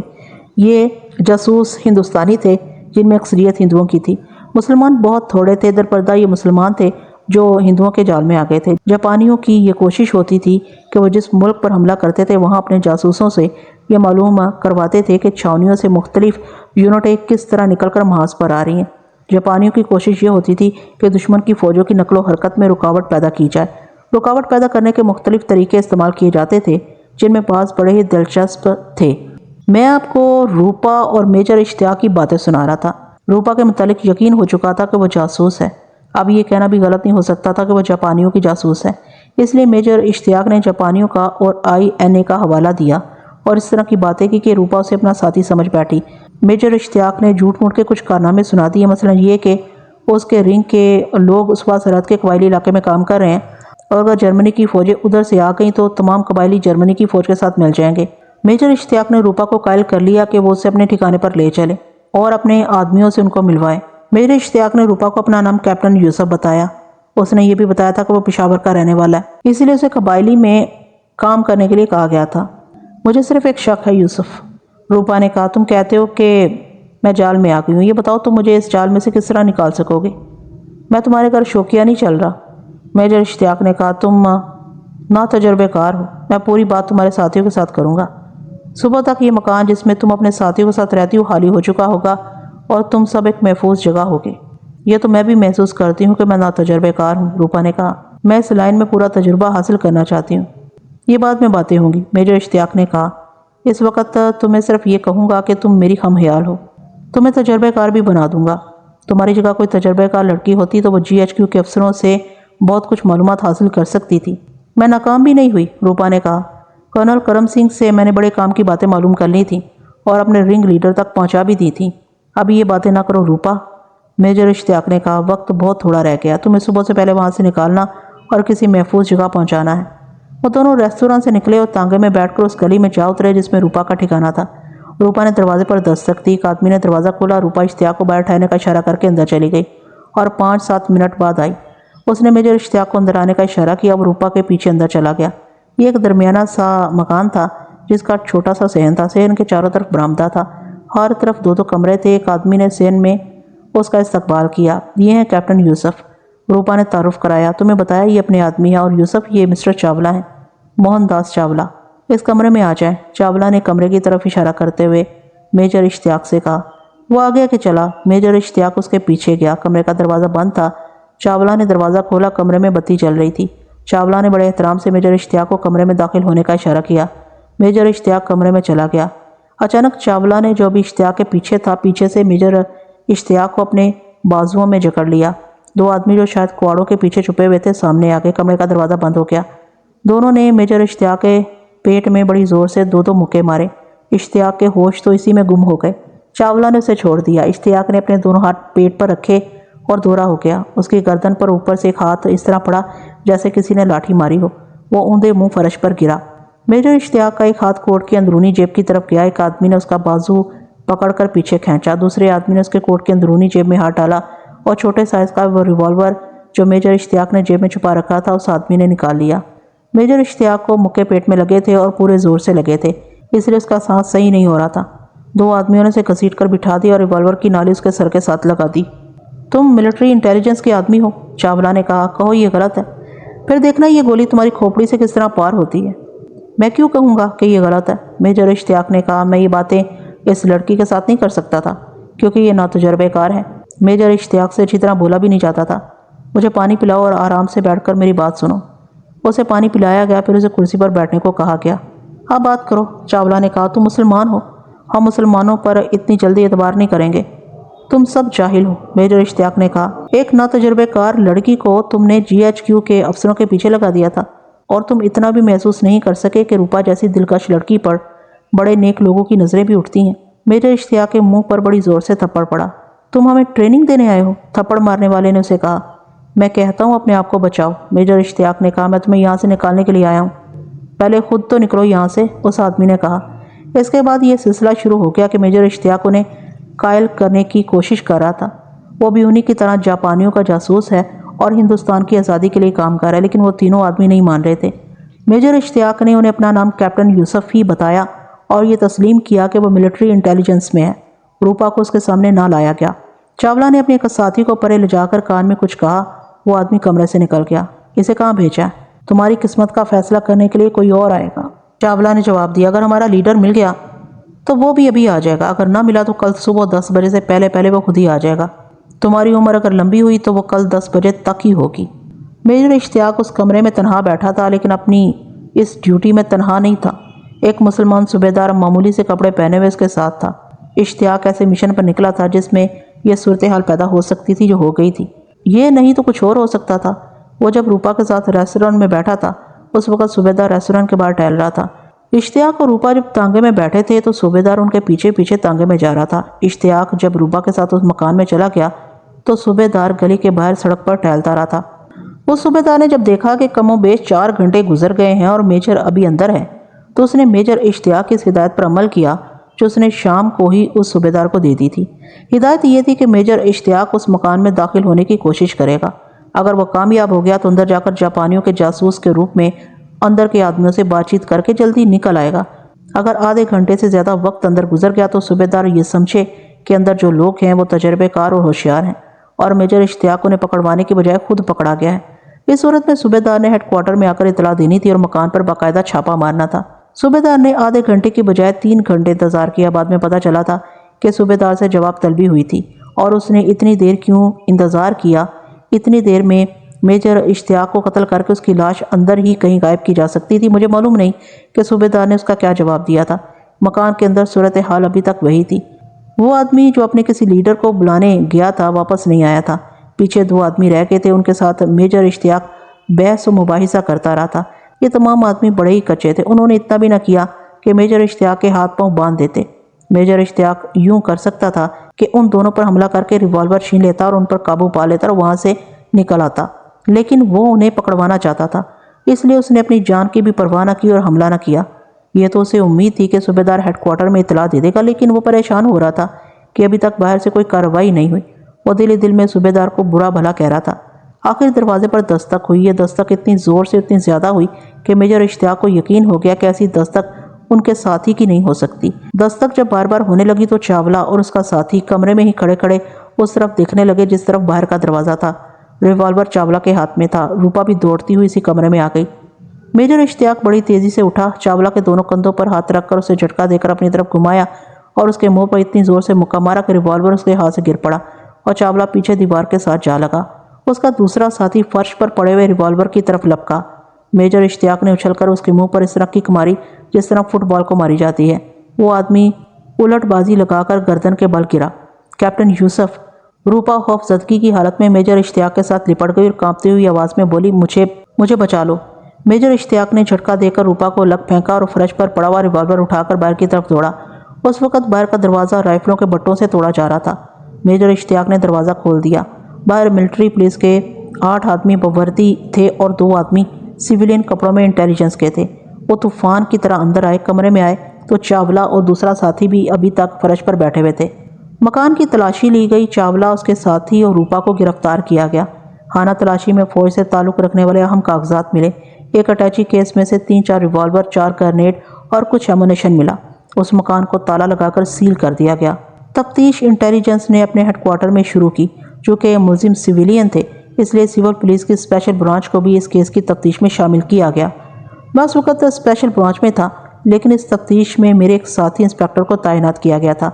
रूपा चूँकि औरत थी और यही उसकी कमज़ोरी थी, इसलिए सबसे पहले उसी को लपेट में लिया गया। अलग कमरे में ले जाकर मिलिट्री पुलिस के 5-6 हटे कटे आदमी उसके इर्द गिर्द खड़े कर दिए गए थे और उसे कहा गया कि खुद इकबाल जुर्म कर लो और अपने तमाम साथियों की निशानदेही कर दो तो महफूज रहोगी। देख लो लड़की। तफ्तीश करने वाले अफसर ने मिलिट्री पुलिस के आदमियों की तरफ इशारा करके कहा, इन्हें देख लो और अपनी कुव्वत बर्दाश्त को भी देख लो। इकबाल जुर्म नहीं करोगी तो इन आदमियों को हम तुम्हारे पास छोड़कर चले जाएंगे। इस कमरे से तुम्हें उस वक्त निकाला जाएगा जब तुम इकबाल जुर्म का वादा करोगी या मर चुकी होगी। रूपा के लिए इतना ही काफ़ी था। मैंने हुकूमत को कोई नुकसान नहीं पहुंचाया। रूपा ने कहा, मैं सब कुछ बता दूंगी, फिर मुझे छोड़ देना। उसके साथ झूठा वादा किया गया कि उसे छोड़ दिया जाएगा। मेरा नाम रूपा नहीं। उसने अपना इकबाली बयान इन अल्फाज से शुरू किया, मेरा असल नाम वैजयंती है और मैं जबलपुर की रहने वाली हूँ। मैं घर से अपने एक दोस्त कैप्टन रतन कुमार के पीछे निकली थी। ये वो वैजयंती थी जिसकी गुमशुदगी की रिपोर्ट जबलपुर के थाने में लिखवाई गई थी। कैप्टन रतन कुमार वो आदमी था जिसने थाने में जाकर थानेदार को डांट टपट की थी कि वो लड़की को तलाश करे। वैजयंती कैप्टन रतन कुमार के पीछे घर से एक तो इसलिए निकली थी कि उनकी आपस में गहरी मोहब्बत थी, लेकिन घर से निकलने की असल वजह यह थी कि कैप्टन रतन कुमार उसे जापानियों की जासूस बनाना चाहता था, क्योंकि वो खुद जापानियों का जासूस था। वैजयंती ने अपने बयान में रतन कुमार का ये राज पूरी तफसील के साथ बयान किया। उसने बताया कि रतन कुमार जंग के दौरान जंगी कैदी हो गया था और 1 महीने के अंदर अंदर बड़ी ही बुरी हालत में वापस आ गया था। उसने ये भी बता दिया था कि वो फरार होकर वापस आया। उसे उसका बहुत बड़ा कारनामा समझा गया था। उसी पर उसे 1 महीने की छुट्टी मिली थी। ये सब कहानी झूठी थी, वैजयंती ने अपने बयान में लिखवाया। वो भगोड़ा होकर जापानियों के मोर्चों में चला गया था। वहाँ से उसे इंडियन नेशनल आर्मी में भेजा गया। उसने खुद ये ख्वाहिश जाहिर की थी कि वो हिंदुस्तान में फ़ौज में रहकर ज़्यादा मौसर काम कर सकता है। उसने मुझे बताया था कि जापान के 2 अफसरों ने, जो बड़ी अच्छी तरह अंग्रेज़ी बोलते थे, उसे चंद दिनों में ट्रेनिंग दे दी थी और अच्छी तरह समझा दिया था कि उसने क्या करना है। उन जापानियों ने ही उसे कहा था कि कोई पढ़ी लिखी और जहनी तौर पर तेज़ और होशियार लड़की मिल जाए तो उसे GHQ के अफसरों में छोड़ दो। अगर ये लड़की मिलिट्री ऑपरेशंस की डायरेक्टोरेट के अफसरों के साथ ताल्लुकात पैदा कर ले तो हिंदुस्तान की फ़ौज की नकलो हरकत की इत्तलाएँ मिल सकती हैं। इससे आगे वैजयंती ने जो तवील बयान दिया उसमें उसने बताया कि इलाहाबाद में वो रतन कुमार के साथ कॉलेज में पढ़ती थी। जिस तरह वो इनकलाबी जहन रखती थी ऐसा ही रतन कुमार जहन रखता था। ये दोनों इनकलाबी बातें करते रहते थे और दोनों ही जहनी और जिस्मानी तौर पर मुस्तैद और फुर्तीले थे। उनके जहन में सिर्फ हिंदुस्तान की आज़ादी नहीं थी, बल्कि ये हर इनकलाबी की तरह जागीरदारी और सरमायादारी के खिलाफ कुछ करने की स्कीमें बनाते रहते थे। ये रोटी कपड़े मकान का वही फ़लसफ़ा था जो किताबों और कागज़ों तक महदूद था। कैप्टन रतन कुमार जापानियों से हिदायत लेकर वापस आया। उसके जिस्म पर जो खराशें थी वो उसके अपने हाथ से डाली हुई थी। उसने दानिस्ता 3 दिन अपने आप को भूखा रखा था, जिससे उसका चेहरा मुरझा गया और जिस्म लागर हो गया था। बर्मा की पहाड़ियों और जंगलों में इतना लंबा पैदल सफ़र इंसान को मरीज बना देता है। इसके साथ रतन कुमार की एक्टिंग शामिल हो गई। वो जब अपने मोर्चों में पहुंचा तो उसने अपने ऊपर गशी तारी कर ली थी, जो बड़ी अच्छी एक्टिंग थी। वैजयंती को ये सारी बातें कैप्टन रतन कुमार ने सुनाई थी। वह जब अस्पताल से फारिग होकर छुट्टी आया था तो उसने वैजयंती को बताया कि वो वक्त आ गया जो हम समझते थे कि कभी नहीं आएगा। उसने वैजयंती को बताया कि जापानी फ़ौजें हमें अंग्रेज़ी राज से निजात दिलाने के लिए बड़ी तेज़ी से आ रही हैं, लेकिन हिंदुस्तान में अंग्रेज़ों के लिए ऐसी मुश्किलात पैदा करनी है कि ये हिंदुस्तान के डिफेंस में जापानी फ़ौज का मुकाबला करने के काबिल ना रहे। वैजयंती इस मामले में पहले ही जज्बाती थी। रतन कुमार के साथ उसकी दिली मोहब्बत भी थी। اس نے اپنے بیان میں صاف الفاظ میں کہا کہ وہ ہندو راج کی قائل تھی۔ یہی رتن کمار چاہتا تھا۔ اس نے ویجنتی کو بتایا کہ اسے دیس کے لیے قربانی دینا پڑے گی۔ رتن کمار کی جو ہدایات جاپان کی انٹیلی جنس کے 2 افسروں سے ملی تھیں وہ اس نے ویجنتی کو بتائی۔ ویجنتی تیار ہوگی۔ کیپٹن رتن کمار نے اسے کہا، تم گھر سے اس وقت نکلو گی جب میں جا چکا ہوں گا۔ اگر میری چھٹی کے دوران تم گھر سے نکلی اور میں تمہیں دلی لے گیا تو تمہارے گھر والے اور ہماری محبت کو جاننے والے صرف مجھ پر شک کریں گے کہ تم میری خاطر گھر سے بھاگی ہو۔ اگر تم شادی شدہ نہ ہوتی تو کوئی خطرہ نہیں تھا۔ تمہارا بیان دلوایا جا سکتا تھا کہ تم بالغ اور اپنی مرضی سے اپنے دوست کے ساتھ گھر سے نکلی ہو۔ یہ بھی سوچ لو کہ تم خالی ہاتھ نہیں جاؤ گی۔ جتنے زیورات اور جتنی رقم ہاتھ لگے وہ اپنے ساتھ لے جاؤ گی۔ اس کی تمہیں کوئی ضرورت نہیں پڑے گی۔ اس کی ضرورت دیش کو ہے۔ تم جہاں جاؤ گی وہاں تمہیں شہزادیوں کی طرح رکھا جائے گا۔ رتن کمار نے جو ٹریننگ جاپانیوں کے افسروں سے لی تھی وہ چھٹی کے دوران ویجنتی کو دے دی۔ دونوں نے یہ سوچا ہی نہیں کہ جاسوسی کس قدر مشکل کام ہے اور کس طرح اپنے آپ کو بچا کر رکھا جاتا ہے۔ ان دونوں نے جو کچھ بھی سوچا تھا اس کا حقیقی زندگی کے ساتھ کوئی تعلق نہیں تھا۔ یہ سب جذبات کا کھیل تھا اور یہ جاسوسی جیسے خطرناک کام کو بھی کھیل سمجھ بیٹھے تھے۔ جہاں تک جاپانیوں کی زمین دوست تنظیم کا تعلق تھا وہ بالکل صحیح تنظیم تھی۔ انہوں نے رتن کمار کو دلی کا ایک ایڈریس دے دیا تھا۔ اسے بتایا تھا کہ وہاں صرف اطلاع دے دی جائے تو وہ اسٹیشن پر لڑکی کا استقبال کریں گے، لیکن انہوں نے یہ انتظام بھی بتایا کہ فلاں آدمی جبل پور ریلوے اسٹیشن پر پہنچ جائے اور لڑکی اس تک پہنچ جائے۔ اس کے بعد اس شخص کے ہاتھوں میں لڑکی محفوظ رہے گی اور صحیح ٹھکانے پر پہنچے گی۔ کیپٹن رتن کمار چھٹی پوری کر کے چلا گیا۔ اسے 2-3 روز پہلے وہ ایک آدمی کو اپنے گھر لایا تھا اور اس نے ایسا موقع پیدا کر لیا تھا کہ ویجنتی کو یہ آدمی دکھا دیا اور اس آدمی نے ویجنتی کو دیکھ لیا تھا۔ پھر گھر سے فرار کی رات طے کر لی گئی تھی۔ اس طرح ویجنتی گھر سے نکلی اور دلی صحیح ٹھکانے پر پہنچ گئی۔ وہاں تجربے کار آدمی موجود تھے۔ انہوں نے ویجنتی کو 1-2 دن کی ٹریننگ دے کر GHQ کے افسروں کے پیچھے ڈال دیا۔ ویجنتی امیر ماں باپ کی بیٹی تھی، کالج میں پڑھی تھی، ویسے بھی روشن خیال تھی۔ وہ شادی شدہ تھی، کنواری تو تھی نہیں کہ اس میں کچھ جھجک ہوتی۔ اس نے چونکہ خوفزدگی کی حالت میں بیان دیا تھا اس لیے وہ کوئی بات چھپا نہیں رہی تھی۔ اس نے بتایا کہ کیپٹن رتن کمار کے ساتھ اس کی جو محبت تھی وہ بھی ناجائز تھی۔ میں نے اس کہانی کی ابتدا میں کہا ہے کہ میں اس کی پوری کتاب لکھنا چاہتا تھا۔ کتاب لکھنے کی ضرورت اس لیے پیش آئی تھی کہ کتاب میں مکمل تفصیلات لکھی جا سکتی ہیں۔ اگر کتاب لکھتا تو اس میں بتاتا کہ یہ ہندو لڑکی فوجی افسروں تک کس طرح پہنچی اور کرنل کرم سنگھ کو اس نے اپنے جال میں کس طرح پھانسا۔ اس نے بیان میں وہ راز بتائے جو اس نے کرنل کرم سنگھ سے لیے تھے، لیکن اس کے رنگ کا لیڈر مطمئن نہیں ہوا تھا۔ کرنل کرم سنگھ نے اس کے ہاتھوں میں کھیلنا شروع کر دیا تھا۔ ویجنتی نے اسے جھوٹا وعدہ دیا تھا کہ وہ اس کے ساتھ شادی کر لے گی۔ اس دوران ویجنتی نے کیپٹن ابراہیم کے ساتھ مراسم پیدا کر لیے۔ میں آپ سے ایک درخواست کرتی ہوں، ویجنتی نے بیان لینے والے افسروں کے آگے ہاتھ جوڑ کر کہا، کیپٹن ابراہیم کو کسی شک میں نہ پکڑنا۔ میرے دل میں اس کی اتنی زیادہ محبت پیدا ہو گئی تھی کہ میں نے اس کے ساتھ کبھی کوئی فوجی یا سیاسی بات نہیں کی تھی۔ میں کیپٹن رتن کمار کو بھی چاہتی تھی، لیکن کیپٹن ابراہیم کے سامنے رتن کمار میرے دل سے اتر جاتا تھا۔ ہمارے درمیان صرف پیار محبت تھا۔ اگر میں پکڑی نہ جاتی تو ہو سکتا تھا کہ میں اپنے دل کے ہاتھوں مجبور ہو کر کیپٹن ابراہیم کی خاطر اپنا مذہب اور جاسوسی کا یہ دھندا چھوڑ کر مسلمان ہو جاتی۔ لیکن میرے دل سے کبھی کبھی آواز اٹھتی تھی کہ مسلمان تو ناپاک ہوتے ہیں۔ اس طرح ابراہیم مجھے اتنا اچھا لگتے ہوئے بھی برا لگنے لگتا تھا۔ آخر اس نے ایک ایسا کام کیا کہ میری طبیعت اسے اچاٹ ہو گئی۔ یہ کہہ کر ویجنتی خاموش ہو گئی۔ اس نے سر جھکا لیا۔ صاف پتہ چلتا تھا کہ وہ کوئی بات چھپانے کی کوشش کر رہی ہے۔ تفتیشی افسروں کے دلوں میں اس کے لیے رحم تھا ہی نہیں۔ ایک افسر نے اٹھ کر اس کے بال پکڑے اور زور سے جھٹکا دیا۔ جھوٹ بولنے کی سوچ رہی ہو؟ تفتیشی آفیسر نے کہا، ذرا سا بھی شک ہوا کہ کچھ چھپا رہی تو تمہارے تمام کپڑے اتروا دیے جائیں گے۔ وہ آخر لڑکی تھی۔ اس نے نہ خود سوچا تھا نہ اسے کسی نے بتایا تھا کہ ایک روز وہ پکڑی بھی جائے گی، اس کے ساتھ ایسا سلوک ہوگا جسے وہ تصور میں بھی نہیں لا سکتی۔ خوف نے اس کی زبان اس کے اختیار میں رہنے نہیں دی تھی۔ میں نے آپ سے درخواست کی تھی کہ کیپٹن ابراہیم کو نہ پکڑنا، اس نے کہا، لیکن میں کچھ چھپا بھی نہیں سکتی۔ کرنل کرم سنگھ کو کیپٹن ابراہیم نے ریوالور سے گولی مار دی تھی۔ اس واردات کی تفصیل اس نے اس طرح بیان کی کہ ویجنتی کے مراسم کیپٹن ابراہیم کے ساتھ ہو گئے تھے جو کرنل کرم سنگھ کو اچھے نہیں لگتے تھے۔ وہ ویجنتی کو کہتا رہا کہ کیپٹن ابراہیم سے تعلق توڑ دو۔ ویجنتی وعدہ کر کے بھی تعلق نہیں توڑتی تھی۔ کرنل کرم سنگھ کو یہ لالچ تھا کہ وہ ویجنتی اس کی بیوی بنے گی۔ ویجنتی نے اسے پوری طرح الو بنا رکھا تھا، لیکن وہ یہ بھی برداشت نہیں کرتا تھا کہ ویجنتی ابراہیم کے ساتھ میل ملاپ رکھے۔ اس کا حل کرم سنگھ نے یہ نکالا کہ کیپٹن ابراہیم کے خلاف بڑی بری رپورٹ دے کر اس پر کوئی الزامات وغیرہ تھوپ کر GHQ سے نکلوایا۔ کیپٹن ابراہیم نے ویجنتی کے بیان کے مطابق ویجنتی کو بتایا کہ کرنل کرم سنگھ نے صرف اسے GHQ سے نہیں نکلوایا بلکہ اتنی بری تحریری رپورٹ اس کے ریکارڈ میں رکھوا دی جو اس کی آئندہ ترقی پر بہت برا اثر ڈالے گی۔ کیپٹن ابراہیم نے ویجنتی کو بڑے غصے میں یہ بھی کہا تھا کہ کرنل کرم سنگھ نے اس کی بے عزتی بھی کی تھی اور کہتا تھا کہ میں تمہیں فوج میں رہنے کے قابل نہیں چھوڑوں گا۔ وجنتی نے بیان میں کہا کہ کرنل کرم سنگھ کچھ دنوں کی چھٹی لے کر اپنے گاؤں چلا گیا۔ اس نے وجنتی کو بتایا تھا کہ وہ اپنی بہن کی شادی کے لیے جا رہا ہے۔ وجنتی نے اسی شام کیپٹن ابراہیم کو بتایا کہ کرنل کرم سنگھ چھٹی چلا گیا۔ کیپٹن ابراہیم بہت بڑے زمیندار کا بیٹا تھا اور وہ کرنل کرم سنگھ کے گاؤں سے 15-20 میل دور ایک گاؤں کا رہنے والا تھا۔ وہ بھی 4-5 دنوں کی چھٹی لے کر چلا گیا۔ واپس آیا تو اس نے وجنتی کو بتایا کہ وہ کرنل کرم سنگھ کو ہمیشہ کے لیے راستے سے ہٹا آیا ہے اور اس نے اپنی بے عزتی کا انتقام لے لیا ہے۔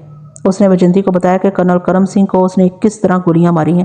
میری نظر میں یہ واردات بڑی دلیری اور عقلمندی کی گئی تھی۔ یہ اس طرح کی گئی کہ ابراہیم کو کسی طرح پتہ چل گیا یا اس نے پتہ کروا لیا کہ فلاں رات بارات کرنل کرم سنگھ کے گاؤں میں ہوگی۔ بارات کسی دوسرے گاؤں سے آئی تھی۔ ابراہیم نے اپنے ایک دوست کو ساتھ لیا، ریوالور اس کے پاس تھا۔ دونوں گھوڑوں پر سوار ہوئے اور رات کو اس وقت کرنل کرم سنگھ کے گاؤں کے باہر پہنچ گئے جب گاؤں کے اندر گاؤں کا بچہ شادی کے ہنگاموں میں مصروف تھا۔ کیپٹن ابراہیم کا دوست سر پر چادر ڈال کر گیا۔ اس نے کرم سنگھ کو اتنا ہی کہا کہ دلی سے ایک آدمی آیا ہے، وہ آگے نہیں آنا چاہتا۔ ابراہیم کے اس دوست نے ایسے طریقے سے گاؤں کے اندر جا کر پوچھا کہ کسی کو شک نہ ہوا۔ وہ کرم سنگھ تک پہنچ گیا اور کرم سنگھ دلی کا نام سنتے ہی اس آدمی کے پیچھے پیچھے چل پڑا۔ میڑ پر کیپٹن ابراہیم کھڑا تھا، اس کے ہاتھ میں ریوالور تھا۔ کون ہو بھائی؟ کرنل کرم سنگھ نے کیپٹن ابراہیم کے سامنے جا کر پوچھا۔ دلی سے آئے ہو؟ اندھیرا بڑا گہرا تھا۔ ہاں کرنل صاحب، کیپٹن ابراہیم نے کہا، تم نے مجھے GHQ سے نکلوایا ہے، میں تمہیں اس دنیا سے ہی اٹھا دیتا ہوں۔ کیپٹن ابراہیم نے ریوالور کرنل کرم سنگھ کے دل کے مقام پر رکھ کر گولی چلا دی۔ کرم سنگھ 2-4 سیکنڈ کھڑا رہا، پھر گر پڑا۔ کیپٹن ابراہیم نے ایک ہی گولی کو کافی سمجھا۔ اس سے زیادہ اس ڈر سے فائر نہیں کرنا چاہتا تھا کہ گاؤں میں کسی کو شک نہ ہو جائے۔ گاؤں میں تو یہ حالت تھی کہ وہاں پہلے ہی آتش بازی کے دھماکے ہو رہے تھے۔ کسی کو پتہ ہی نہیں چلا کہ جو دھماکہ گاؤں سے باہر ہوا ہے اس نے گاؤں کے کرنل کی جان لے لی ہے۔ یہ ساری کہانی سنا کر بھی وجنتی تفتیش کرنے والوں کی منتیں کرنے لگی کہ کیپٹن ابراہیم کو گرفتار نہ کیا جائے، لیکن اسی روز کیپٹن ابراہیم کو گرفتار کر لیا گیا۔ وجنتی کی نشاندہیوں پر کیپٹن رتن کمار کی گرفتاری کے احکام جاری کر دیے گئے اور دوسرے آدمیوں کو بھی گرفتار کر لیا گیا۔ ان سے کچھ اور نشاندہیاں ہوئیں اور متعدد آدمی گرفتار ہوئے۔ ان لوگوں کو جو سزائیں ملی وہ 10 سے 14 سال تک تھیں۔ کیپٹن رتن کمار کو کورٹ مارشل میں 14 سال سزا دی گئی۔ وجنتی کو 10 سال سزا ملی تھی، ان میں صرف کیپٹن ابراہیم بری ہوا ہے۔ اسے کرنل کرم سنگھ کے قتل میں گرفتار کیا گیا تھا، لیکن صرف وجنتی کا بیان تھا جس پر اس کی گرفتاری عمل میں آئی تھی۔ اس کے خلاف کوئی شہادت نہیں تھی۔ وجنتی کو عدالت میں لایا گیا تھا، اس نے صرف یہ بیان دیا تھا کہ کرنل کرم سنگھ کے قتل اور قاتل کے متعلق وہ کچھ بھی نہیں جانتی، اور اس نے کبھی بھی ایسا بیان نہیں دیا۔ ناظرین، امید کرتی ہوں کہ یہ کہانی بھی آپ کو پسند آئی ہوگی۔ ایک تاریخی ماحول ہوتا ہے ایسی کہانیوں میں جب بات کی جا رہی ہوتی ہے تقسیم ہند سے پہلے کی، کہ جب انگریزوں کا دور تھا اور جب جنگ عظیم ہو رہی تھی تو تب اس وقت کے ہندوستان کے حالات کیا تھے۔ امید کرتی ہوں کہ آپ کی معلومات میں بھی اضافہ ہوتا ہوگا اور آپ کو یہ کہانیاں بھی اچھی لگتی ہوں گی۔ پلیز لائک، کمنٹ اور شیئر پلیز لازمی سے کیا کریں، اور مجھے اجازت دیجیے کسی ایسی اچھی سی کہانی تک کے لیے۔ اللہ حافظ۔